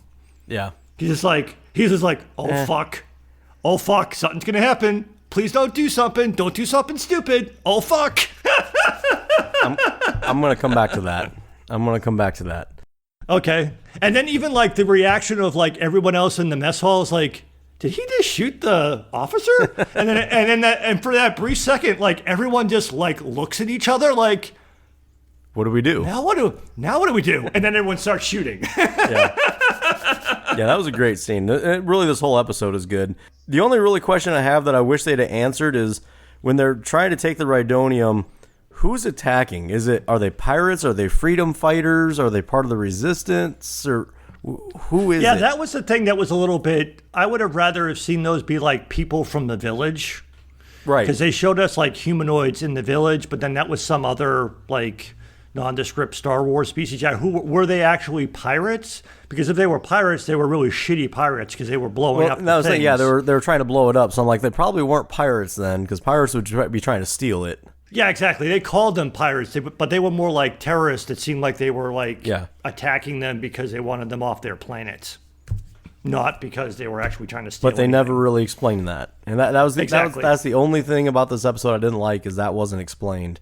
Yeah, that wasn't explained, and there was also just too many skiffs. Like he gets rid of like 3 skiffs, and then just when they're about to get overrun, there's like. They beat a bunch of guys, and then there's another 5 skiffs. It's like, really? How many fucking people are in this raiding party? But the interesting thing, though, about that is the nice reversal of the TIE fighters save them. Yeah. The bad guys come in with aerial support, and also the stormtroopers, who normally can't hit shit, mow the fuckers down on the bridge. But... I'm going to... this kind of got to me, too. So, when they were pulling up, and those TIE fighters do come and save them, and they're bringing something that's so volatile, they can't even go too fast or it'll explode. And those TIE fighters start shooting just indiscriminately all around it. So far off base at the beginning that they shoot in front of the vehicle when the people they're trying to hit are behind it. Yes. And then shoot all around it before they start getting to where their actual targets are. Holy crap. Yes.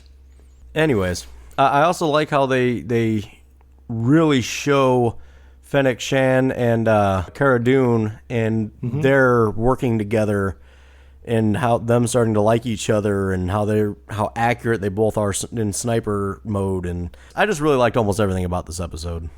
Yeah, I mean, too. The only thing about that part that annoyed me is that they were just standing there instead of like in a sniper position, lying down. They were kind of like just standing on top of the ridge. Well, but they were standing in a way that is also a sniper stance. But yeah, it's like you're not really like trying to conceal your position. Yeah, you're just standing on top of the hill. But yeah, they work together really well. And then Boba Fett comes and picks him up. And then it was a little bit over the top, but having Bill Burr Mayfield shoot as they were pulling away on Slave One to blow up the thing, and then also the whole thing of Fennec Shan and Cara Dune saying, "Huh." Well, Fennec Shan goes, "Nice shot," and Cara Dune's like, "Huh." Yep. Guess he's not a dick, but. Well, and then another bit of his great acting is at the end of that when she doesn't say, "I'm going to let you go." She says, "Oh, it's a shame he died here," and then the way he reacted of, "Wait, does that mean you're going to kill me now, or does that mean I'm free to go?"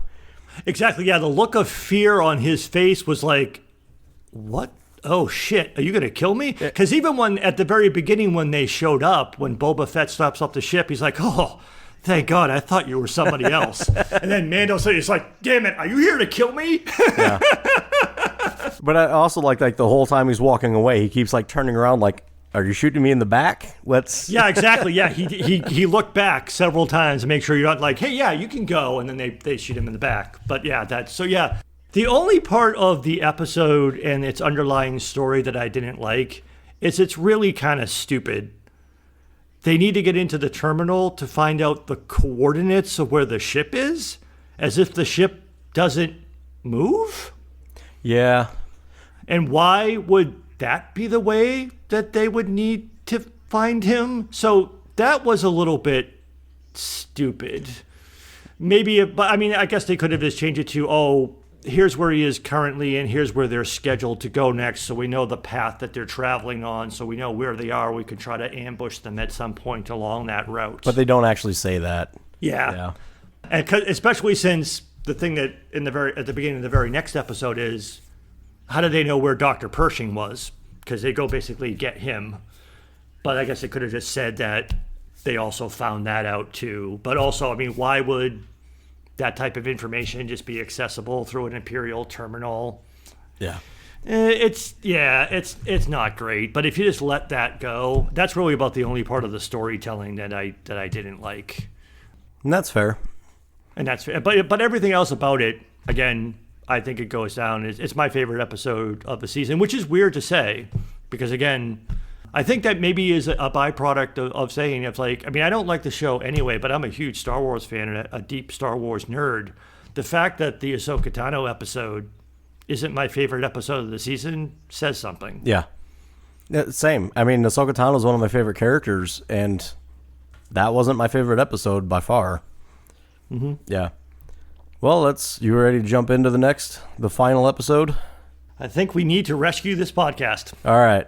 So the final episode there, it starts off like we kind of mentioned before with they're trying to get the doctor, and there's that awesome conversation with the pilots where they're mocking Alderaan to Cara Dune, and Cara Dune's mocking the Death Stars. Which one? And the other thing that was really awesome about that scene, he talks shit about Alderaan, right? Mm-hmm. And before you can even ask the question, how do you know she's from Alderaan? And he's like, I saw the tear. Yep. I don't know if this was actually explained before, that the tear tattoo that Cara Dune has is her tear for Alderaan. And that's how the Imperial guy knew she was from Alderaan. Yeah. Because immediately he says Alderaan and goes, yeah, I saw the tattoo. I know you're from Alderaan. We blew that pilling it up, by the way.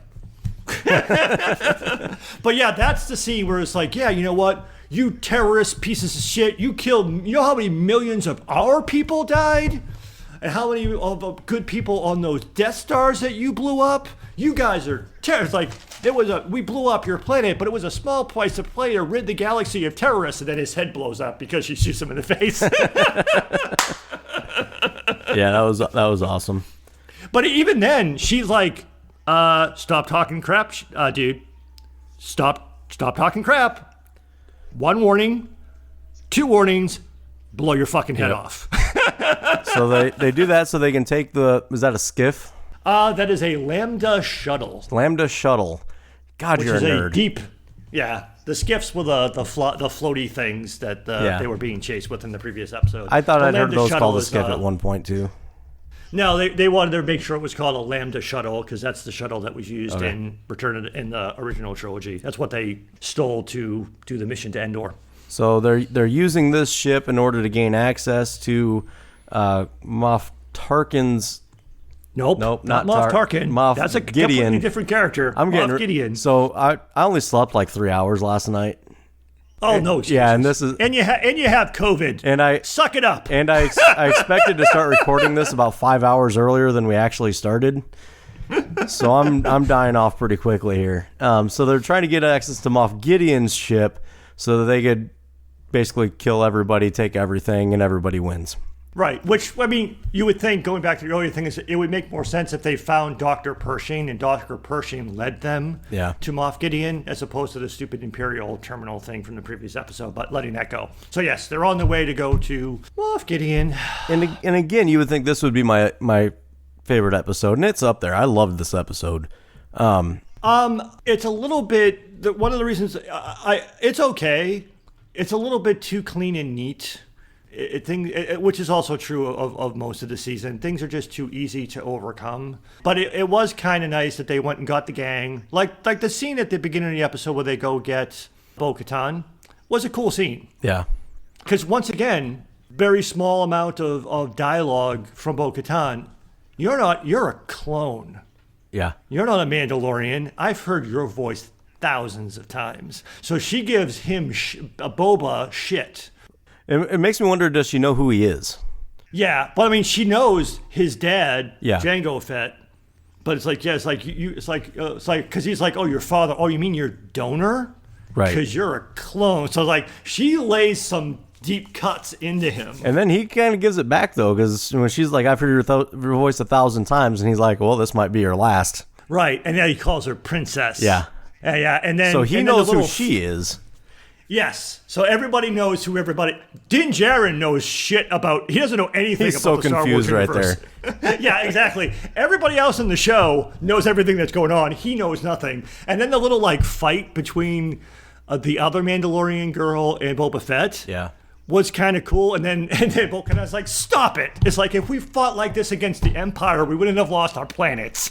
Which was an awesome line, I thought. Yes, exactly. But it's like Katie Sackhoff does a pretty good job. I don't like what happens at the end with Bo-Katan, which we'll get to. But yeah, and then they get the gang together, minus Ahsoka, and they go to attack Moff Gideon's cruiser. And minus that guy Mandalorian that was with Bo-Katan. Exactly, because again, I still argue that that's because they wanted to not take anything away from the girl power episode. Yeah, probably. Girl power scene. So let's just jump into that, because I think that's kind of my next note on there is, you know, well, my first thing was this: was it kind of stupid to you, the dumb way that they got onto the ship, or did you have any problems with that? I had no problems with it. I thought it was a little bit stupid, but it's okay. I was okay with it because they had to make it an emergency landing, or they wouldn't have allowed that ship onto the ship otherwise. Yeah, because they would have known that she wasn't the pilot that should be on that ship.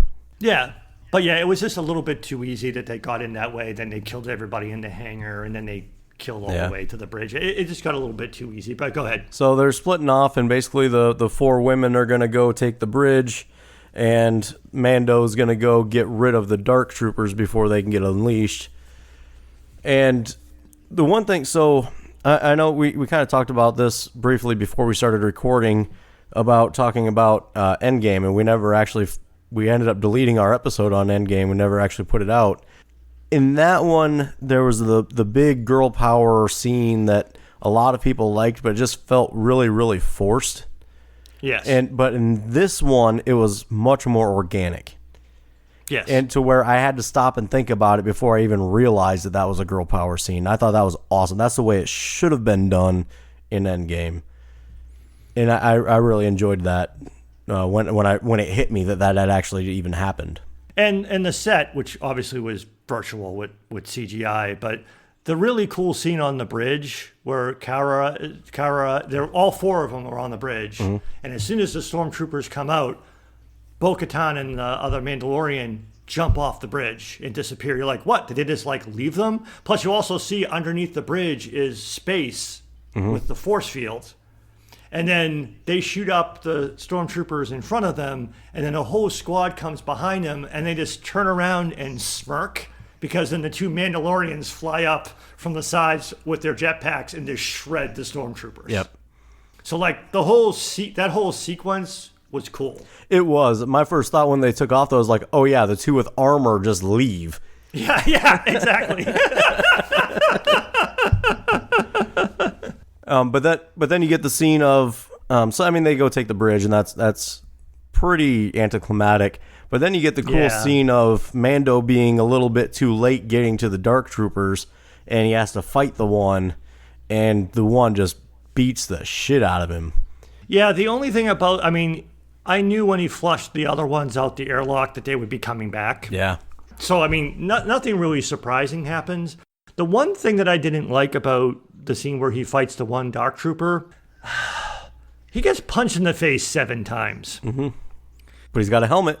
He's got a helmet. It's really strong. But that thing punches hard enough to punch through blast doors.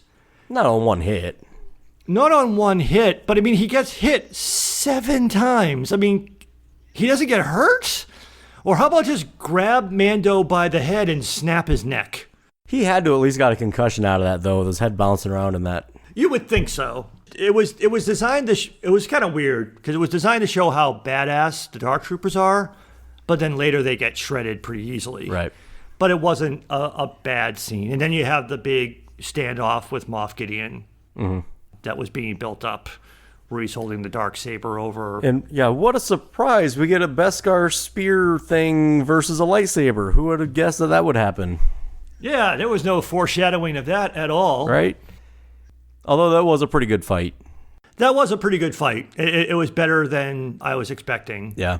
Moff Gideon's lightsaber technique was pretty sloppy, but he's not fighting against someone who knows how to fight against a lightsaber guy. So it was still also, they also showed a little bit more in that scene that the Darksaber almost cut through the Beskar staff. So yeah, it was actually pretty good. I like how it kind of showed that somebody that knows how to use, like has some sword technique, can use a lightsaber, but like you said, it's sloppy. Right, yeah, he's not a force-sensitive person. Well, he's not somebody with lightsaber-specific training. That too, yes. So yeah, it was acceptable. Yeah. And so he defeats Moff Gideon. Yep, Gideon. And kind of you got it right that time. Takes away the Darksaber, which he wasn't supposed to do. Moff Gideon was supposed to be defeated by Bo-Katan.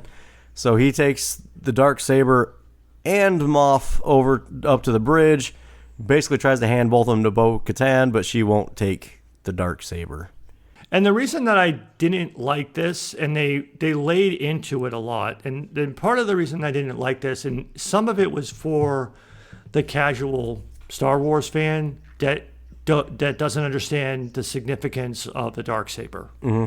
So part of that scene was to explain its significance, and the whole idea of Bo-Katan can't take it because she has to win it in combat.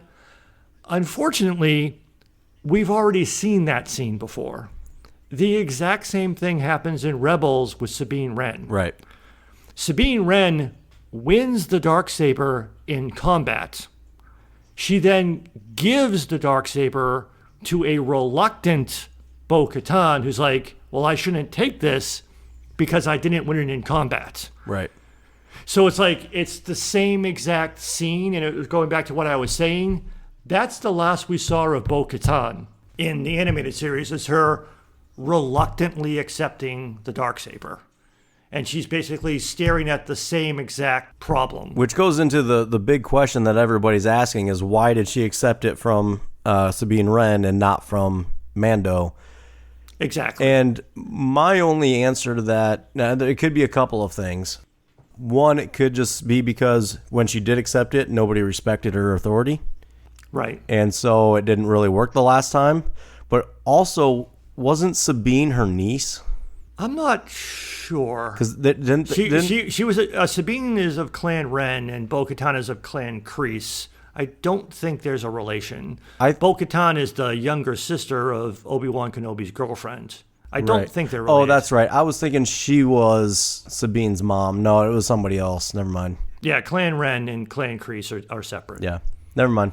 But in the Rebels, though, when she reluctantly takes it, they do that ceremoniously in front of all of the Mandalorian clans. Mm-hmm. Like, Sabine's like, if we have any chance of taking Mandalore, we need a true leader like Sabine Wren, and she's the rightful heir to the throne by blood. You mean like Bo-Katan? Bo-Katan. Well, Sabine Wren gives it to Bo-Katan, right, but all of the clans are there. It's like, well, why is this happening? It was like, well, technically, Bo-Katan is the rightful ruler of Mandalore by blood. Right. Because she's a surviving relative of the last queen. Plus, this Darksaber thing is symbolic. Here, I'm just giving it to her. And everyone seemed to be okay with it. Well, and also at that point in the story, wasn't she had been ousted from Mandalorian culture anyway? Yeah, it was also because at that point it was also somewhat symbolic because Mandalore was still being ruled by the Empire. So it was more symbolic of, you're not getting back the throne of Mandalore because the Empire has our planet, but I think more of, we accept you as our ruler in exile to help us try to retake the planet, which is basically what she's doing in The Mandalorian. But the other reason that it has to end awkwardly like that is otherwise, where the fuck does the third season of The Mandalorian go? Yeah. It has to basically become Mandalorian Game of Thrones. Pretty much. Because then you can imagine the Watch shows up and says, hey, guess what? No. Mando shouldn't give you the Darksaber. The Watch should be the clan that rules Mandalore. And he's our king. He's the Mandalore because he has the Darksaber. Yeah. A lot of people are asking, saying that the Book of Boba Fett's going to be season 3. And I think it's going to be its own thing. I think season 3 is going to be all about Mandalorian culture and the Darksaber. Yeah, some people were actually asking, and it's almost a somewhat valid question, will there even be a third season of The Mandalorian? Because the season kind of dead ends. Yeah. Because you've made Mando's entire reason for being returning Grogu to the Jedi, and now he's completed that quest, and you've given him abso-fucking-lutely no other character or story development. Maybe he just becomes a character in the other stories. Which is not necessarily a bad thing. I would be perfectly fine with that. I would too, because they have dedicated so little to him as an allegedly starring character. But we're jumping over the big, gigantic thing that made the internet cry. Which I expected fully, but it was even better than I expected. I expected it fully too. I have to admit this. I made the mistake of that Friday morning when the last episode came out. I made the mistake of going on Twitter, not for this reason. I just made the mistake of opening Twitter. And immediately the first thing I saw was Luke Skywalker Mandalorian. I'm like, oh. I guess Luke's going to be in the Mandalorian finale. So I wasn't trying to spoil it for myself. I just wasn't thinking. But a lot of people complain about people spoiling things on social media. Yeah. It got inadvertently spoiled for me. But even if I didn't know going in, I would have immediately known that was Luke as soon as the X-Wing pulled in. Yeah, and I did. So for me, I guess right away, right when Ahsoka said, reach out with the Force, and if there's a Jedi out there that senses it, maybe they'll come for you. And I immediately just thought of when this was taking place, and I'm like, oh, Luke's going to come get him. Because who else could it be? I mean, it could be Ezra, but it's not going to be Ezra. Luke's looking for people to train at this point, so... Well, that's the thing I said back in season 1, and one of the major reasons why I was really upset about Baby Yoda being a character, is I said, doesn't Luke Skywalker have to fucking show up? Yeah. And then once he shows up, he can't really do much else other than take Baby Yoda and go away. Right. And then, where does the fucking story go? Because you wrap the entire story around Baby Yoda. And then that's exactly what ends up happening. But like you said, after that, when the Ahsoka Tano go to the temple, reach out to the Jedi, for a couple of weeks, because there was 3 weeks before we got to the finale, there was a whole bunch of stuff people were talking about. Who's it going to be? What's it going to be? It's like, it's obviously going to be Luke. I understand that there were other options, and it would be nice if they actually took some creative risks, which I'll come back to later in our conclusion, but it was obviously going to be Luke. Yeah, it had to be. And of course, so basically in the middle of their argument, all of a sudden the alarms start going off. Well, I guess they start the argument, alarms start going off, and oh, surprise, the Dark Troopers are back, and they're punching their way into the bridge. And while they're trying to figure out what they're going to do about it, and they're all expecting to die, all of a sudden, approaching ship. Well, who's that? Oh, it's an X-Wing, and they're not answering. And all of a sudden, a cloaked Jedi with a green lightsaber just starts tearing through the Dark Troopers like they're nothing. The one good line was Cara Dune going, oh, one X-Wing? Oh, great, we're saved. Yeah, that was awesome. Kind of making fun of basically the New Republic, people just flying around like cops and X-Wings. Right. It's like, what the fuck good is that going to be? But as soon as, people's like, oh, Ezra has a green lightsaber. Yeah, but Ezra doesn't fly an X-Wing, and we know It can't be Ezra because Ahsoka's looking for Ezra. I was like, I would have liked to have seen them take some creative chances and have it be someone else, but it had to be Luke. So, yeah, when the X-Wing came in, I did have the brief thought, immediately I was like, oh, there's Luke. I was like, well, I guess it could be one of those space cops. But then when they don't answer her transmission of who is this, I'm like, okay, it's Luke. Mm-hmm. And then as awesome as that scene was, and let's face it, it's the Luke equivalent of the Rogue One Darth Vader scene. Which I think was awesome to show how alike they are. Yes, like father, like son, as many people were tweeting and posting on social media. But as awesome as that scene was, part of it kind of sucked because we watched it on a screen within a screen. Because half of it we saw on the security camera footage. Yeah, that didn't bother me at all. It wasn't, I mean, maybe it was just done to save a little bit of money, but also, as awesome as it wasn't Vader in Rogue One awesome. Well, no, because he isn't like Vader. He isn't like Vader, and those were droids, not people. Yeah. But it was like, he just like, after like showing us how badass the Dark Troopers are, and Moff Gideon, giggling that you couldn't even take on one, you're going to get fucked up by a platoon. They're going to kill everybody in this room except for me and the child. Yeah. And then Luke just fucking destroys them with like no fucking effort. Yep. Which I think was awesome. Which was, again, awesome, but underwhelming. I don't think it was underwhelming. And it kind of goes to like what you're saying about you're watching half of it through the screens. And I think that's part of the reason the way they do that is you're also seeing what they're seeing. Because you have to realize the only person in that room that's ever seen a Jedi before is Bo-Katan. I have a bone to pick about that, but I agree. And so they're all like, what the... Bo-Katan, yeah. So yeah, they would be just as mesmerized. Just like how Fennec Shand was like, open the door. What are you, crazy? That guy's going to fucking kill us. Yeah, that's where I was going with it. But also the fear in Moff Gideon's face of, holy shit, this guy's tearing through all my Dark Troopers. Well, yeah, and a lot of people were claiming it's like it wasn't just some people were saying that he knew that it was Luke because it wasn't just a Jedi, but it was the Jedi. The stupid part of that scene is he has a blaster on his ankle and pulls it out and starts trying to shoot people. Really? They didn't take the blaster off of his ankle? Or maybe it was like, oh, no. floor. Yeah, you didn't see that part, apparently. You must have missed it. At one point, he gets knocked to the ground, and he looks over, and he landed next to a blaster, and he takes his cloak and puts it over it to hide it. Oh, okay. That makes it better. Yeah. Not much, but that makes it better. I thought he had a concealed weapon on him. No. He just happened sense. to land next to it, and he hit it. Okay. And then he tries to shoot both Bo-Katan, she has Beskar. For a brief second there, I was like, did he just kill Bo-Katan? But it's like, nope, she's alive. And then he tries to inexplicably shoot the child, which doesn't really make sense, but Mando throws his body in front of it. And then he tries to kill himself, but Cara Dune stops him. Well, I think that was kind of I'm about to die anyway, so if I can't have him, nobody can. Yeah, oh, okay, I can buy into that too. Yeah. But then the sort of anticlimactic thing is, so then Luke walks in. But this is kind of the fundamental problem of bringing Luke in. He can't really say much. They can't have much of an interaction. So it has to be very terse. It's just like, yep, I'm a Jedi. I'll take the kid.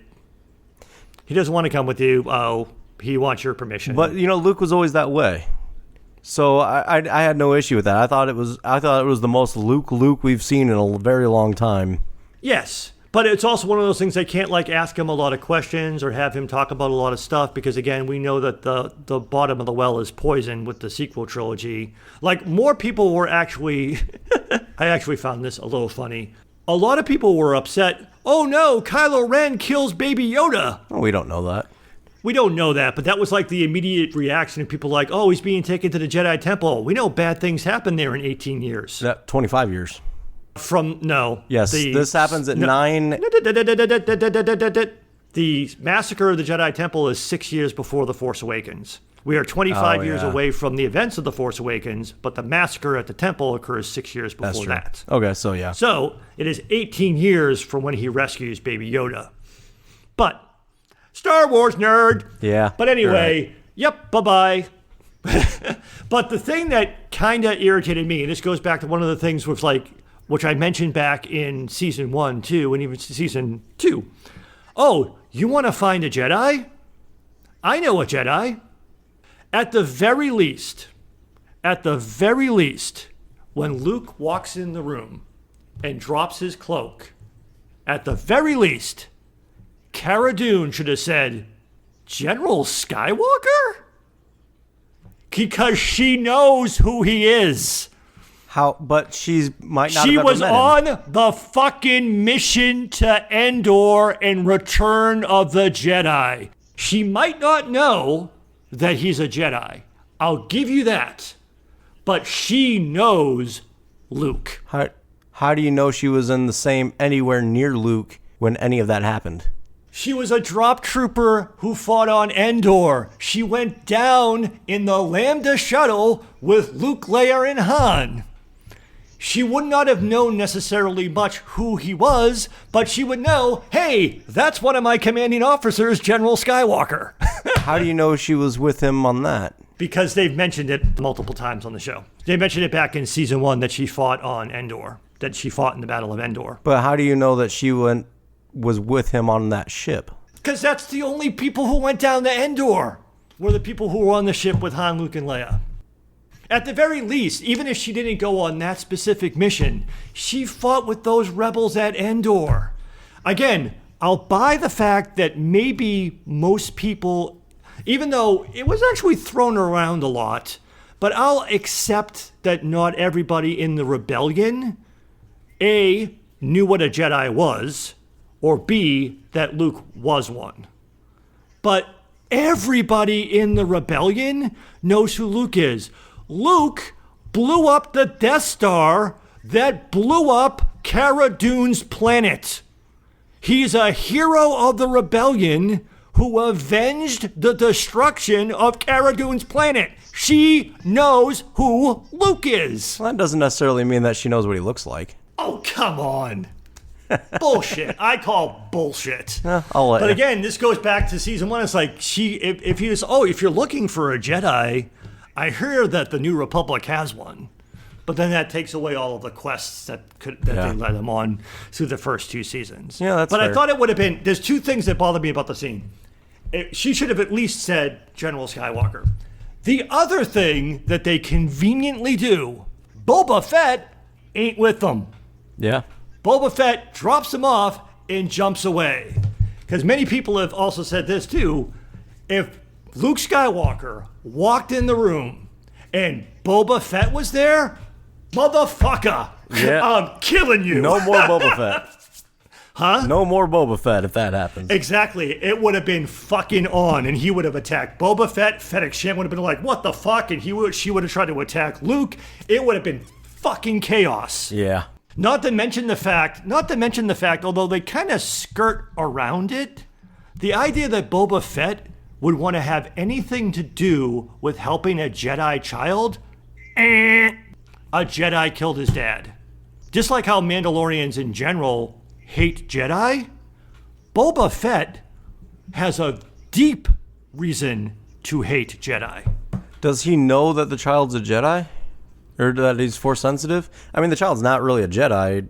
No, and again, he wouldn't have known what Yoda looked like, but And he was at a Jedi temple. They don't specifically say it's a Jedi child. They just think that it's Mando's child. yeah, and they don't know that he's Force sensitive. They don't know that that's a Jedi temple necessarily because they're ruins. That's what I mean. They intentionally So- stay away from that because Yeah. that wouldn't work, which is why a lot of people, and I also would have liked this. I think, again, going back to they didn't want to take any creative risks. If Mace Windu, He's dead. no, he's not.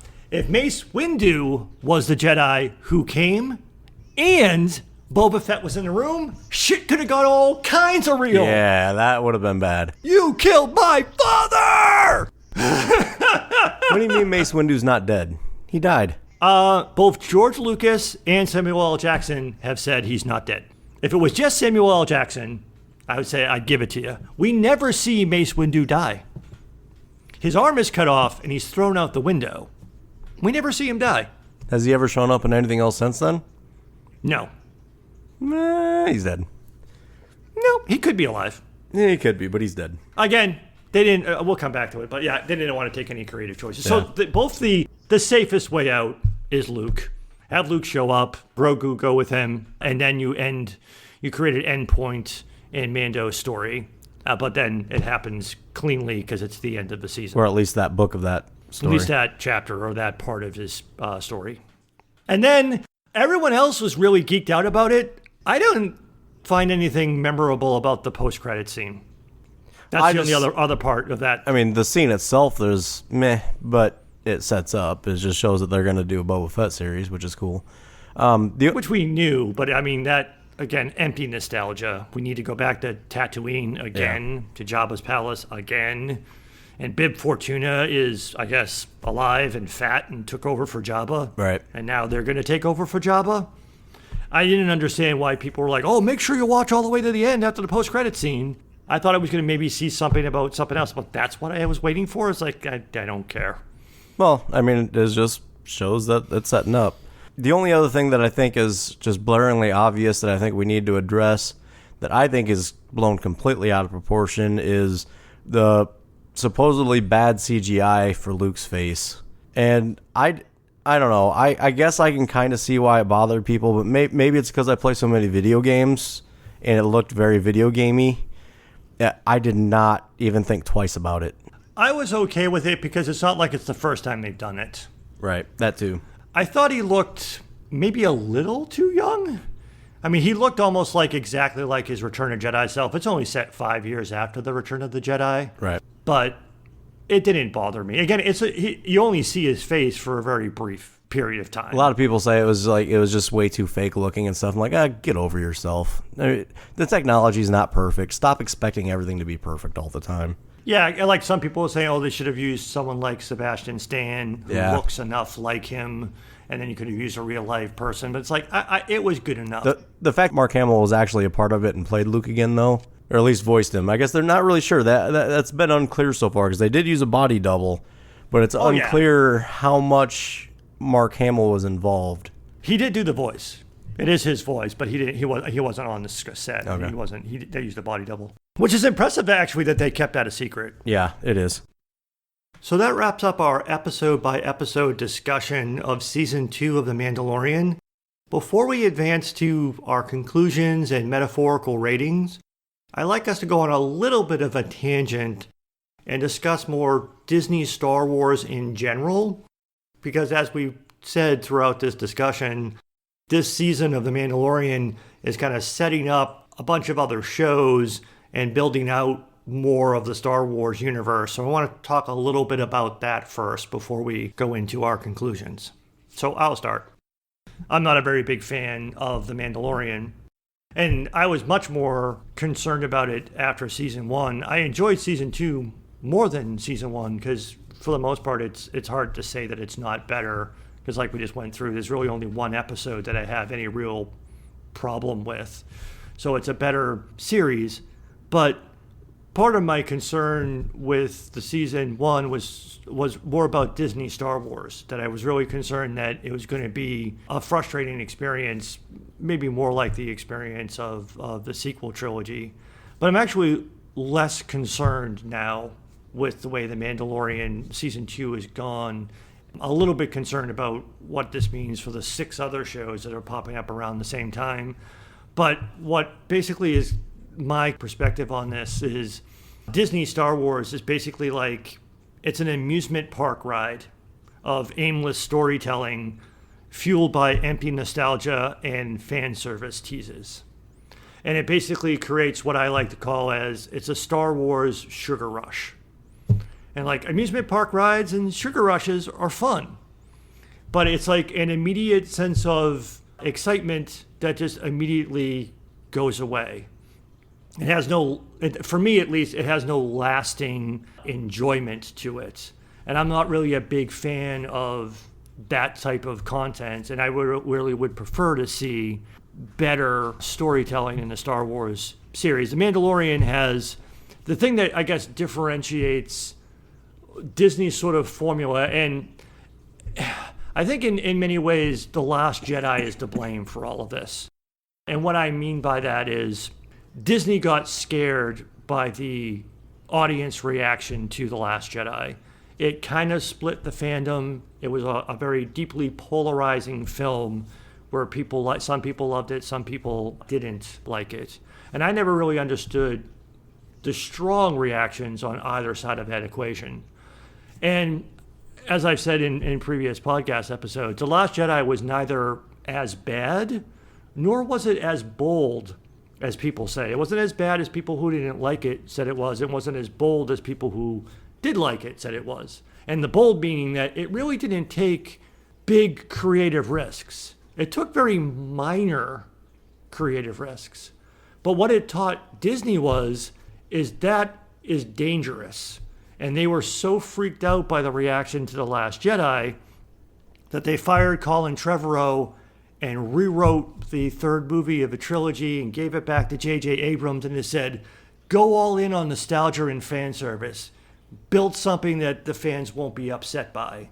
And it was one of the many things that made that turn out bad. But what it's told Disney is, we're not taking any chances anymore. We're just going to go all in on the fan service and the nostalgia.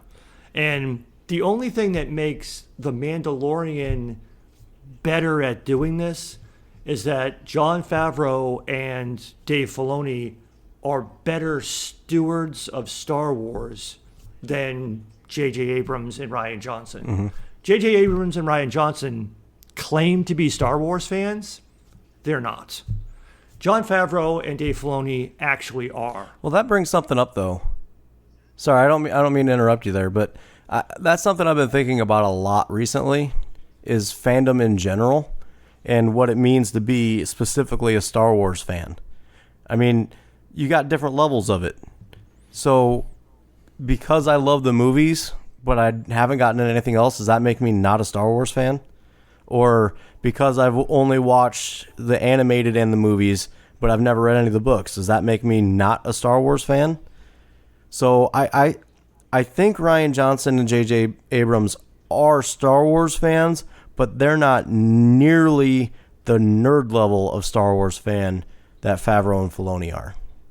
Favreau and Filoni have, I guess I would phrase it as, a respect for canon that is missing from Abrams and Johnson. Well, I think there's also... in fairness, again, Rian Johnson didn't really make that bad of a movie, but he at least tried to do something new, and it didn't work out. It really wasn't that big of a creative risk. It shouldn't have been slammed as much as it was. Yeah, his movie, I mean, it was a good movie. It just wasn't a good Star Wars movie, in my opinion. And that's what I mean. And the same thing with JJ, as I said in our Rise of Skywalker episodes. He's a good filmmaker when it's his own material, but when he works in another established franchise, he doesn't have original ideas. Yeah. He just copies stuff. And that's why it feels like he doesn't have... That's why it's like... But for Dave... So maybe it's not fair to say that they're not Star Wars fans, but Jon Favreau and Dave Filoni are in a different category of Star Wars fan. Filoni understands Star Wars in a way that I think George Lucas is the only rival. Like, he understands almost perfectly what George Lucas had intended, except for Filoni's a better storyteller. I would be completely agree with that. And that's why they worked together on the Clone Wars animated series, and why George Lucas left it in his hands and was comfortable with him doing the Rebels series. And Favreau's so good at world building that I think those two together is there's so many great things that can happen with those two leading the way. But this season doesn't exemplify that. This season does not exemplify that. And one of the criticisms of the sequel trilogy is it's almost breathtaking disregard for world building. Yeah. And storytelling in general. I mean, there's so many unexplained and unanswered questions about the sequel trilogy that it's part of the reason why it's so frustrating. But again, Disney wants to keep stuff that way. The thing that's different about Favreau and Filoni is they're better stewards of that, because even with that restriction of don't go too far away, stick to nostalgia and fan service. Like, for example, I think it's very telling that, including The Mandalorian, the 6 shows, 5 live action and 1 animated, that are new, or The Mandalorian already exists, so there's 5 new shows. All 6 of these shows are clumped around the original trilogy. And that is not a coincidence. Of the 3 trilogies, the least controversial, the most loved, and the most universal, or at least most universally liked, is the original trilogy. There are people who hate the prequels. There are people who hate the sequels. There's not a lot of people who hate the original trilogy. Some are indifferent to it. But wait. It's definitely the most positive received of the 3 trilogies. Oh, yeah, fully agreed.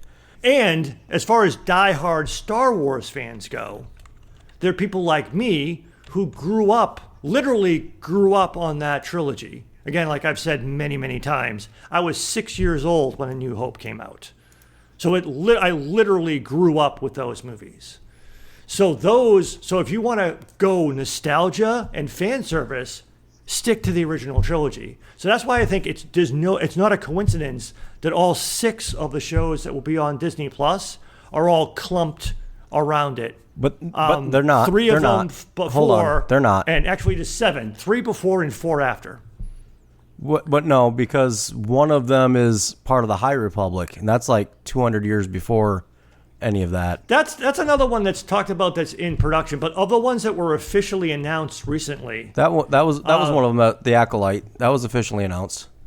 Oh, okay, yeah. The Acolyte is an outlier. And then I forgot about the Acolyte, but the ones I'm talking about. So not all of them. And then right? When is the Bad Batch? The Bad Batch is around Clone Wars era, isn't it? No, the Bad Batch is set right before the original trilogy, because the Bad Batch is right after Order 66. Oh, yep. It's kicking off after the events of Revenge of the Sith.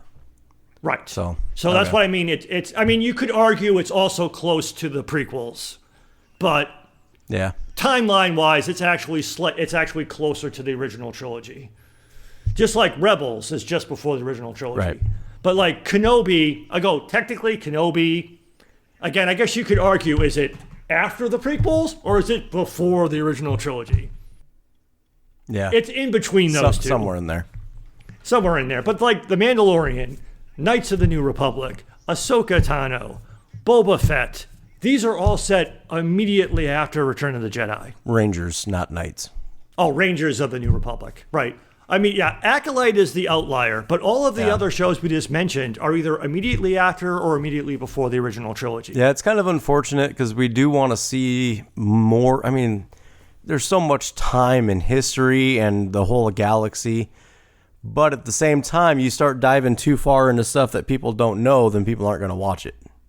I don't know about that. And again, this is the thing, and this is what I've actually had to make peace with. Disney Star Wars is never going to give me the content I want. That's what I do want. I want something that's truly new. That's because you're in the minority of super nerds that know so much about the lore already that you want something new. Whereas the majority of the fandom, that's what I say when I've been thinking about the levels of fandom. You got to think the majority of the fandom haven't even watched any of the animated, let alone know anything of the deeper details. So they want these. They want that information that you already pretty much have, but they don't really know exists or what it is. Well, I would argue it's not so much that the audience wants it, it's Disney wants them to want it. No, I want it. And that's why I say this stuff is built for fans like me. I haven't read the novels. I don't have all that backstory, and I want these. This is exactly what I want. You are a category of Star Wars fan that wants this, and I would admit there are a lot more people like you than there are people like me. Right. But you had shared a video with me earlier in the week that's actually about the sequel trilogy, a YouTube video about how to kill a franchise. Mm-hmm. That was about the many reasons why the sequel trilogy was bad. And I don't agree with everything that was in that video, but one of the things that guy says right off the top, which I completely agree with, he says, the sequel trilogy is not made for Star Wars fans. Right. It's made for the average moviegoer. Yep. And he says, that sounds like a weird thing to say, because right before he said that, he said, these movies are all about nostalgia and fan service. So he's like, well, that seems like a contradiction. How could something be all about nostalgia and fan service if it's not made for the people who would understand the nostalgia and fan service? But they are made for the average movie-going audience, because like we have said before, Disney can't, it doesn't make sense, and Disney can't make money making Star Wars for Star Wars fans. They need to expand the audience. Right. Because they're not going to make money if all they're going to do is make geeky Star Wars stuff that geeks like me will like. It's too narrow of an audience. And I think that's exactly why this season played out the way that it did, is because it takes all that nostalgia fan service to bring in the casual fans to make them more interested in the expanded universe. It does, but I would also argue, of course, you could watch The Mandalorian having not seen anything Star Wars. Yeah. I don't disagree with that at all, and that's why I say I would argue It's written that way. Yeah. And again, I agree. Season 1 was not this way. Season 1 started out delivering on the promise that Jon Favreau made to us. Going to tell new stories in unexplored areas of the Star Wars galaxy that will be unmistakably Star Wars, but something you haven't seen before. Characters you haven't met, stories you haven't heard.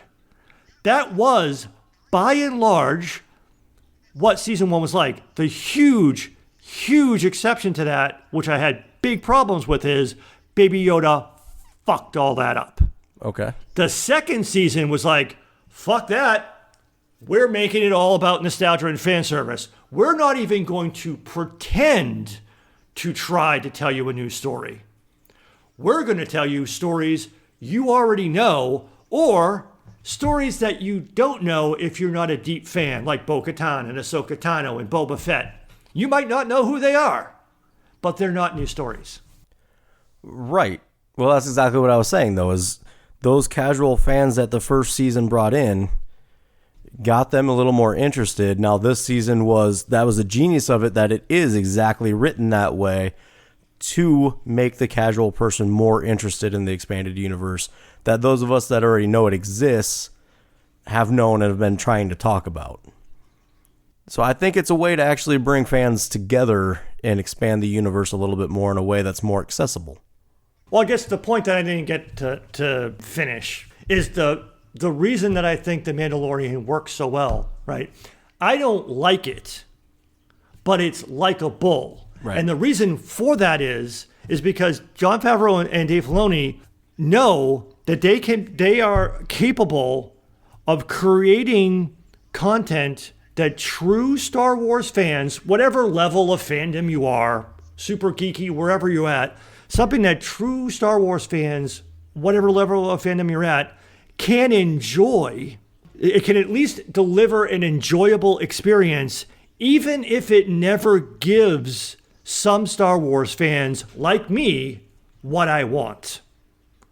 I can still enjoy The Mandalorian if I choose to watch it.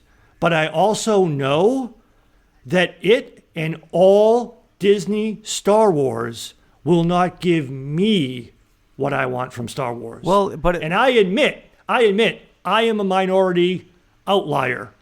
Disney would be stupid to cater to me and people like me. But wait, I think that this, though, sets up to be able to give you what you want and also make the general audience want it too. I think they're trying to get there, but they have to build out for the casual audience first. But the reason that I don't believe in that is, with the exception of The Acolyte, I do apologize, I completely forgot about The Acolyte. If there was more stories like that series that had the potential of telling me something. Again, 3 series backdoor piloted by the second season of The Mandalorian, set in the exact same time period as The Mandalorian. They're creating content that is more of the same. I honestly don't believe, with the exception of The Acolyte, we'll see what happens there, I honestly don't expect anytime soon that we'll ever actually get anything approaching a new story in Star Wars from Disney. Yeah, I suppose. I was going to say, I know. I mean, it's still going to be years. I mean, the next thing we're going to get is maybe Boba Fett's first season at the end of next year. I mean, COVID's fucking everything up. So who the hell knows when even shows that we already know are coming are even going to be out. It probably ain't going to be next year. It might not even be 2022. Who the hell knows when we'll see them. That's true. All of them say kind of to be determined, except for Book of Boba Fett. I mean, if it wasn't for COVID, we probably at least would have gotten Kenobi next year. Bad Batch. Yeah, we're going to get Bad Batch. But an animated series is different. Yeah. It doesn't have the same real-world limitations as a live-action show. That's true. But the thing for me is I really think that maybe you're right. I mean, again, I don't know. I'm just guessing. This is just my opinion. I don't know anything. I don't work for Disney. I don't work for Lucasfilm. But from my perspective, I don't think I'm ever going to see the Disney Star Wars that I want to, the Star Wars that I want to see under Disney. However, within the context and confinement of all of the stuff I've just been complaining about, I think under people like Favreau and Filoni, sadly, this might be the best that Star Wars can be under Disney. It could be. And this is, for me, this is unfortunately the way. Well, It's not bad. Like I said, it's enjoyable. Even people like me who are deep geeky fans can at least enjoy it. But it's not something that I'm going to be super interested in seeing. well, I think it might though, because I know we had talked about when we talked about season 1 how you wanted more Mandalorian stories and more about Mandalorian culture and stuff, and I think this sets up for the next season to be that. And I think the next season, or whatever they end up doing with it, if they transfer it to a Bo-Katan series, or if they keep it on Mandalorian with Bo-Katan, whatever they end up doing, I think it sets up to start exploring what's going on with the Mandalorians more. You've mentioned that a few times. Is there actually a Bo-Katan series? It hasn't been announced, but I've heard that they're going to do some sort of spinoff with Bo-Katan. I'm not really sure. Maybe I'm just dreaming that. Well, I'm also confused. Why did we need spin-offs? I mean, especially these 3 shows which are set in the same timeline. Just because they named the show poorly and called it The Mandalorian? It's like, why does Boba Fett need his own show? Why can't he just be a recurring character on this show? Why does Bo-Katan need her own show? Why can't she be a recurring character? I can understand why, and I want Ahsoka to have her own show. Right. But the other shows, I don't understand why they have to be their own show. Well, I guess I had misspoke. Bo-Katan doesn't have anything announced yet or anything like that. So she could just be a character in Mandalorian, and maybe that's what it becomes about.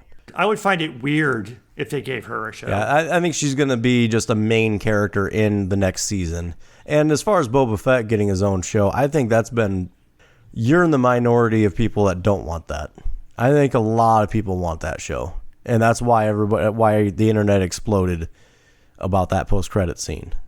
Yeah, because Boba Fett is unusually popular, and Disney's giving people what they want. Right, exactly. And there's just been a lot of questions about Boba Fett that have gone unanswered for a long time. Well, let's see what happens. And again, I know I'm the outlier, I'm the minority opinion, but it's like I would rather explore something new. And I'm not saying that it's not possible that the Boba Fett show could be interesting, because there is a lot of freedom there, because even though there's a lot of canonized material, they've basically taken Boba Fett in a direction. It's not even...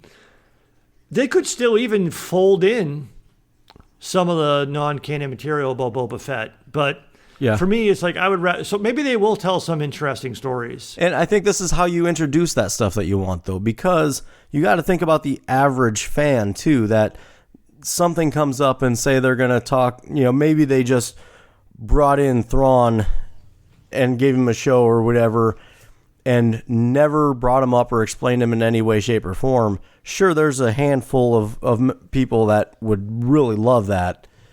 But the majority of the audience would look at it and go, why would I want to watch that? I don't know who that is. And so by introducing that stuff the way that they are, like I've been saying, that is how you bring the general audience along with the super nerds and bring them together on the same path.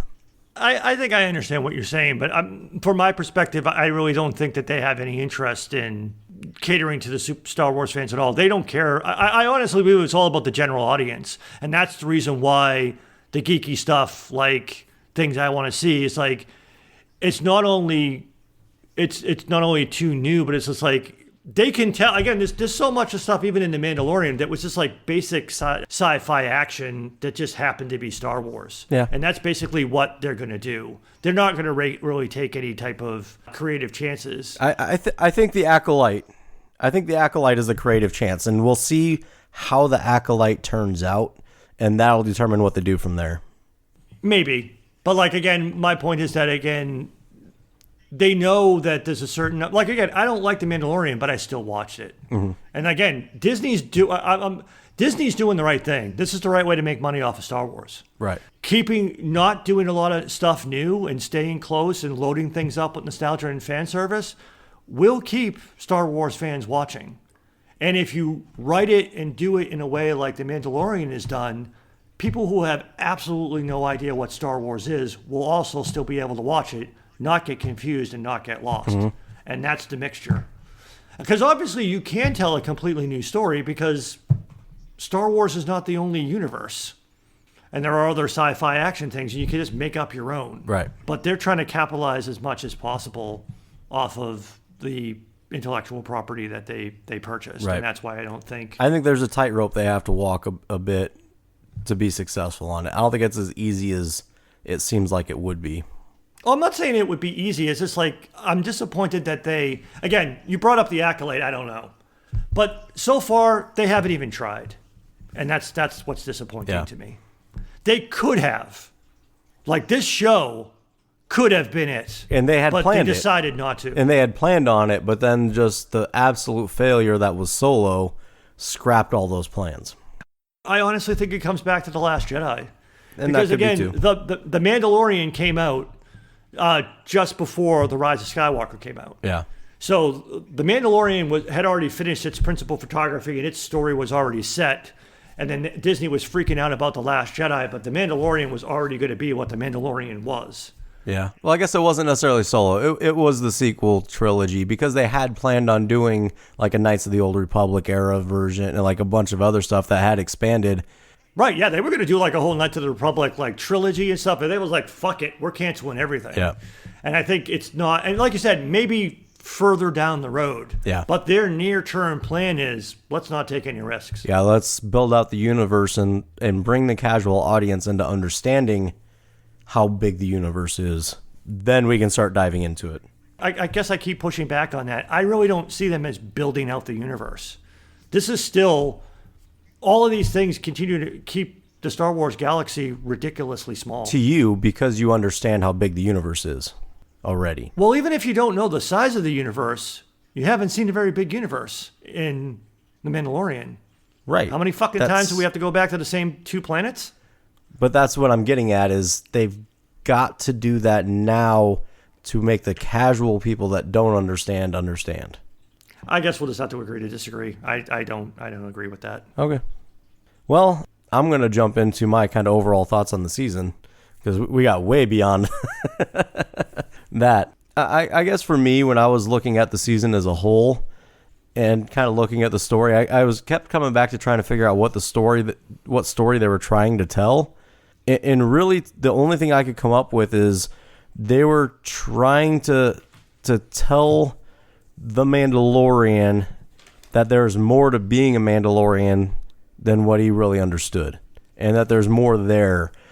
And really, I just kept waiting for him to ask Bo-Katan for a pamphlet about what is the Mandalorian life and is it the right life for me?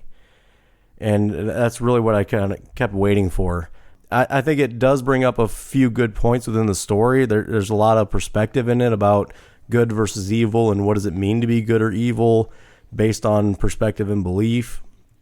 But really, there's just not a whole lot of story in this, but it sets up for more story later. I know a lot of people are really talking about Pedro Pascal and how awesome he's doing as the Mandalorian. I actually kind of argue that any actor could play the Mandalorian. 100% agree. He doesn't do anything. Like even the parts. Oh no, exactly. Where you were talking about like he had good acting, facial expressions. So I was like, really, it's the absolute minimum. If you're going to call yourself an actor, if you can't do the minimal things that he did in this, you're not an actor. I don't think. I mean, I've seen him in other things. He is actually a good Oh, no, actor. I agree. I'm not saying that he's not a good actor. I'm just saying in this, there's not really much acting. It's monotone. It's expressionless.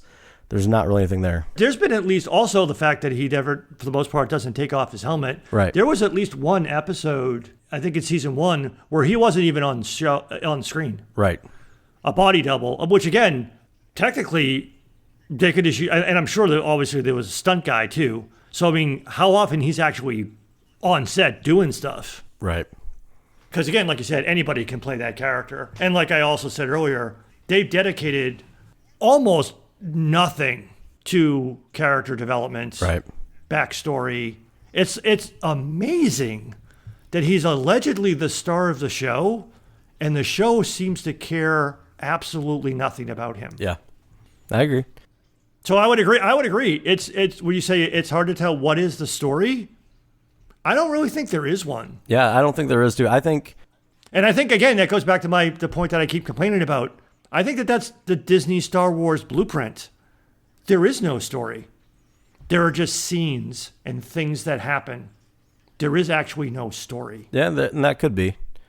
So I enjoyed this season overall, even though there wasn't really much of a story. It's just that, as you kind of said too, it's a season full of fan service. But I'm a fan, and I like being serviced. So I enjoyed it. But I think going forward, I really think this whole season was just to set up the other series and the other stories. And I think once those stories come out, this season's going to be stupid. Once we've already seen what's coming out. But for right now, I think it sets up a lot. And I think it also sets up for the next season to be what a lot of people wanted. Like you said that you were upset that they brought in Baby Yoda and Force users because you wanted this to be about other things other than the Force. Well, I think that sets up the next season to be more about Mandalorians, and they don't even need the Force in it. I agree, yeah. Season 3 might very well end up being what I always wanted the show to be. Yeah, and hopefully it is. I really hope it is, because I don't disagree. I would love that show too. I've also seen a lot of people comparing this season to video games or comic books, and I don't necessarily disagree. A lot of really, it's just like boss fight after boss fight and just like fight panel after fight panel, and that's what most of this season is, which is good visually, but there's no story. Yeah, really easy to clear that level and defeat that boss. Yeah. And that is largely the formula of most of those episodes. Like I said, it's like, that's what it goes back again to, whether it's called creative risk or lack of writing. It's like, other than like on season 1, Carl Weathers got hurt and had to be force healed by Baby Yoda. This season, nobody gets hurt. Not only does like nobody die, nobody even gets hurt. Yeah, at one point when he's wearing the Stormtrooper armor, Mando gets hit with something in the arm, and magically he doesn't die, even though the Stormtroopers would have. But then like later, he's perfectly fine. Right. Like nobody takes, everyone's wearing not everybody, a lot of people were wearing the magical Beskar armor, but like nobody kill a character, maim a character, injure a character, something, nothing, nope. That could have been that. Maybe that's how you get rid of that guy Mandalorian, is maybe he does die in one of the fights. Yeah. That would have been nice. Yeah, it would have been nice. So nothing like that happens. Even Mando got fucked up a little bit at the end of season 1. Right. And in this one, but at the end of the fight on season 1, when he does get all messed up and he takes his helmet off, he's all bloody and he's almost dead. And this one, he gets the shit beat out of him by that Dark Trooper. 0 injury. Oh yeah, not even limping or anything like that. Right. The funny thing about the real reason why Pedro Pascal was all fucked up at the end of season 1, he was actually injured. Yeah. He walked into plywood on the set, so his face was actually cut up and bloody. So they decided to put it in the show. So that's why he looked all fucked up when he took off his helmet. Fair enough. It also worked for the scene, but none of that even happens. We don't even get like the action tropes thing of, he got shot in the leg and he's limping. Next episode, he's fine. They don't even bother to do that. No, yeah, it's the next scene he was fine. Boba Fett, I think we already talked about that more than I really ever even intended to. I do really like how they call him out and say that he's not really a Mandalorian, and he's like, yeah, I never said I was. So I like how they clarify that right away. Cara Dune, I think we said in the season 1 episode that Cara Dune's one of my favorite characters, and I do really like the character of Cara Dune. I think she's amazing in her fight scenes, but they dove a little bit more into her acting on this one, and I think it failed. Yeah. The parts where she actually has to deliver lines was terrible in this season, unfortunately. And that's why they also relegated her mostly to one-liners. Yeah. She's not a very good actor. But it was also kind of weird, too, though, is like that we missed her not like being more part of the show last year. But it's like this year, we only had the 2 characters from last year came back, but like Carl Weathers is in 1 episode. 3. And Cara Dune is a minor role, but doesn't show up until like halfway through the season. Yeah, Mayfield, too, that came back. And Mayfield, too, came back. But I have to admit, the other characters were... Boba Fett, as much as I don't like him, was a better character. Fennec Shand was a better character. Mayfield was a better character. Yeah, Fennec Shand was the one that came back, too, I guess. Bo-Katan. Everybody else... Again, the funny thing is that the only character on the show that is boring and forgettable is the Main character. Star. Yeah. And the only one that doesn't get any kind of explanation or backstory or character development or anything. Yeah. Other than he goes from kind of cold bounty hunter to father figure. Yeah, that was one of the few things that I forgot to mention. About the only type of character development is the bonds, the parent-child bond between Mando and Grogu. And that was one of the things I forgot to mention, is that's one of the things that I don't relate to, but I can understand. Because like people my age, because I turn 50 next year, who grew up on the original trilogy, a lot of my friends my age have kids. Yeah. So I can imagine my friends who grew up and loved, not only would love the nostalgia and fan service of the original trilogy, but would feel the emotional weight of the parent-child relationship, especially since they have kids of their own. So I can understand why that, because like a lot of people are like, oh, they were crying at the end of the finale. I was like, didn't do anything at all to me. Well, that goes into something that I've seen a lot of emotions getting poured over. Something that I didn't catch right away, but it makes a lot of sense. Is so when you go to the end of Jedi, when Vader's like, "Take my helmet off of me. I want to look at you with my own eyes," and he gets to see his father for the first time. Well, at the end of this one, Luke gets to watch that happen as Baby Yoda, as Grogu, gets to see his father figure for the first time when he takes his helmet off, and nearly, I mean, not the same way in any way, but he gets to watch that happen. I think a lot of people caught that, and that there was a lot of emotion in that. People get really invested in this stuff, and that's...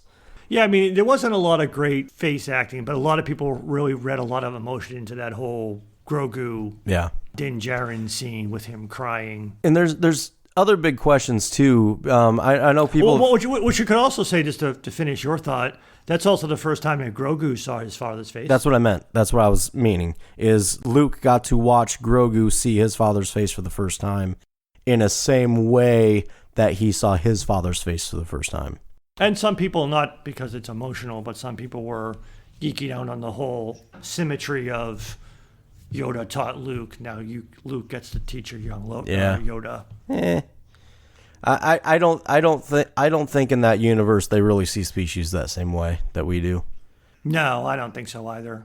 A lot of people thought it was funny. The R2-D2 scene was part of that scene. That's where I was going to go next. Is a lot of people are wondering if R2-D2 is the one that saved Grogu from the temple, because if you look deeply at it, so Grogu, when he sees Luke, he's like, oh yeah, that's who I should be with, but he's still a little bit hesitant.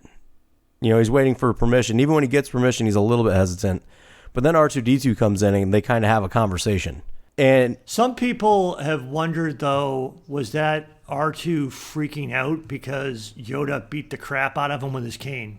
Yeah. So was R2 afraid of him? Because like, oh no, you look like that thing that beat me up.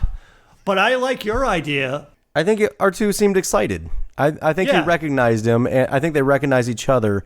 They had a little bit of a conversation, and Grogu was like, oh, if you're with R2-D2, I know R2-D2, and I can feel that you're a good.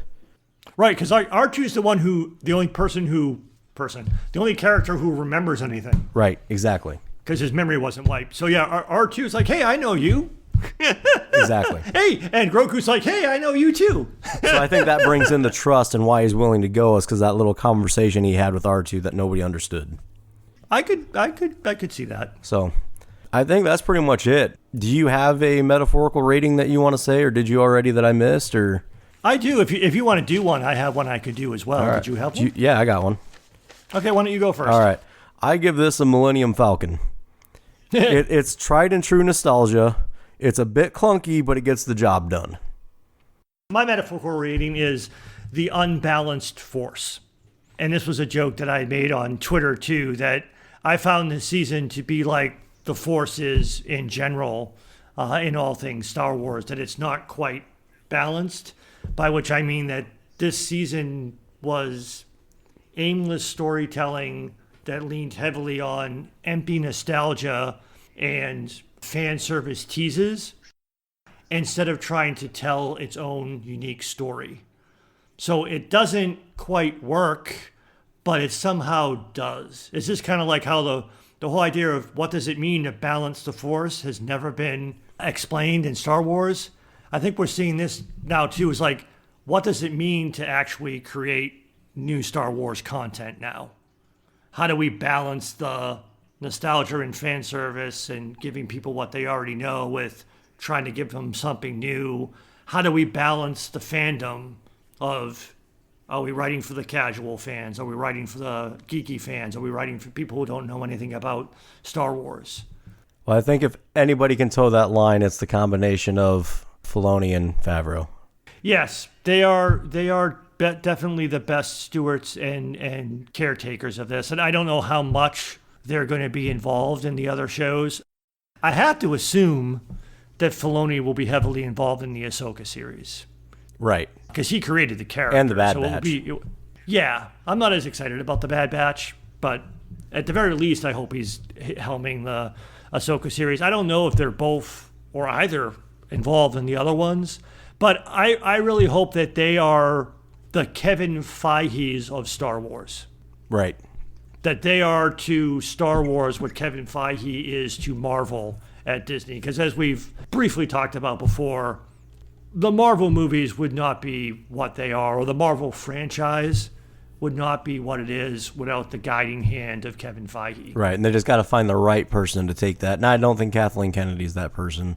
She is not, and maybe Favreau and Filoni can't take it to the cinematic level, but let them be the Kevin Feige of the television universe of Star Wars. I have confidence. I mean, I might not like everything that they do, but it will be likable enough. Yeah, I mean, I'm excited to see what happens. I'm going to consume it. Difficult to see, the future is. All right. Well, that all you got, Jim? That's all I got. All right. Well, appreciate everybody listening. We went on, as Star Wars conversations tend to go, we went on a bit of a tangent, got a little heated in a couple areas, but that's Star Wars for you. May the Force be with you. And also with you.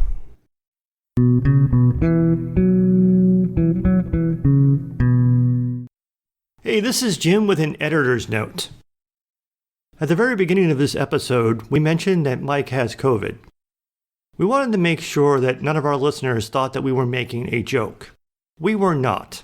COVID-19, the disease caused by the coronavirus pandemic, is a very real, very serious, and still ongoing public health threat.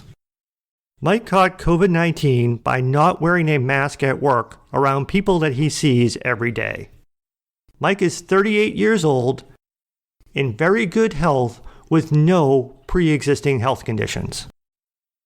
Nonetheless, Mike has been suffering from a moderate to severe case of COVID-19 for the last 14 days at the time of this recording. Mike described having nearly every one of the COVID-19 symptoms, although thankfully not all at once and not very severe. Also, thankfully, he had never reached a point of severity that he required hospitalization. At this time, Mike is feeling better and is on the road, hopefully, to making a full recovery. My own parents, however, were not as fortunate. My mother, Jean Harris, who is 91 and in relatively average health for a woman her age, and my father, Henry Harris, who was 81 and in relatively poor health for a man his age, both tested positive for COVID-19 in early November. About 1 month later, they were both dead. My mother died on Thanksgiving Day, and my father died the week after. Now, it's true, both of my parents were in the extreme risk group for COVID-19. My parents were also extremely cautious about coronavirus. Throughout the entire year, they barely left their house, mostly only to go to doctor's appointments. They had very limited interaction with family and friends, and those interactions were kept to very small groups for very short periods of time, with everyone wearing a mask. And despite these precautions, they still managed to get infected with coronavirus. They were also hospitalized at the first sign of symptoms, and received excellent medical care while they were in the hospital. Unfortunately, neither one of them responded well to any treatment, and although neither one of them got to the point where they needed to be placed on the ventilator, they both quickly deteriorated and succumbed to the disease. This episode is dedicated to the loving memory of my parents, Gene Harris and Henry Harris. Rest in peace, Mom and Dad. Now, please understand, I'm not looking for sympathy, nor am I trying to scare you, nor am I trying to preach at you. This is simply a gentle reminder that the coronavirus pandemic is a very real, very serious, and still ongoing public health threat. Thankfully, 2020 ends on the positive note of the arrival of COVID-19 vaccines. However, it will still be many, many months before we achieve the levels of full vaccination within the general population that will allow us to finally bring the coronavirus pandemic to an end. We're almost there, but we need to stay the course a while longer. I know you're tired. I am too. But there is a way back to the lives we had before we ever heard of something called COVID-19. There is a way to safeguard your health and the health of your loved ones. Social distance and wear a mask. This is the way. Thank you for listening to Fanboy and the Hater. We really appreciate it and would love to hear your feedback. Give us a rating, write a review, reach out to us on Twitter at fanboyandhater. Email us at thefanboyandthehater@gmail.com. You can find all of our episodes on our website, fanboyandhater.podbean.com. That's PODBEAN. Where you can download the free Podbean mobile app for Android and iOS.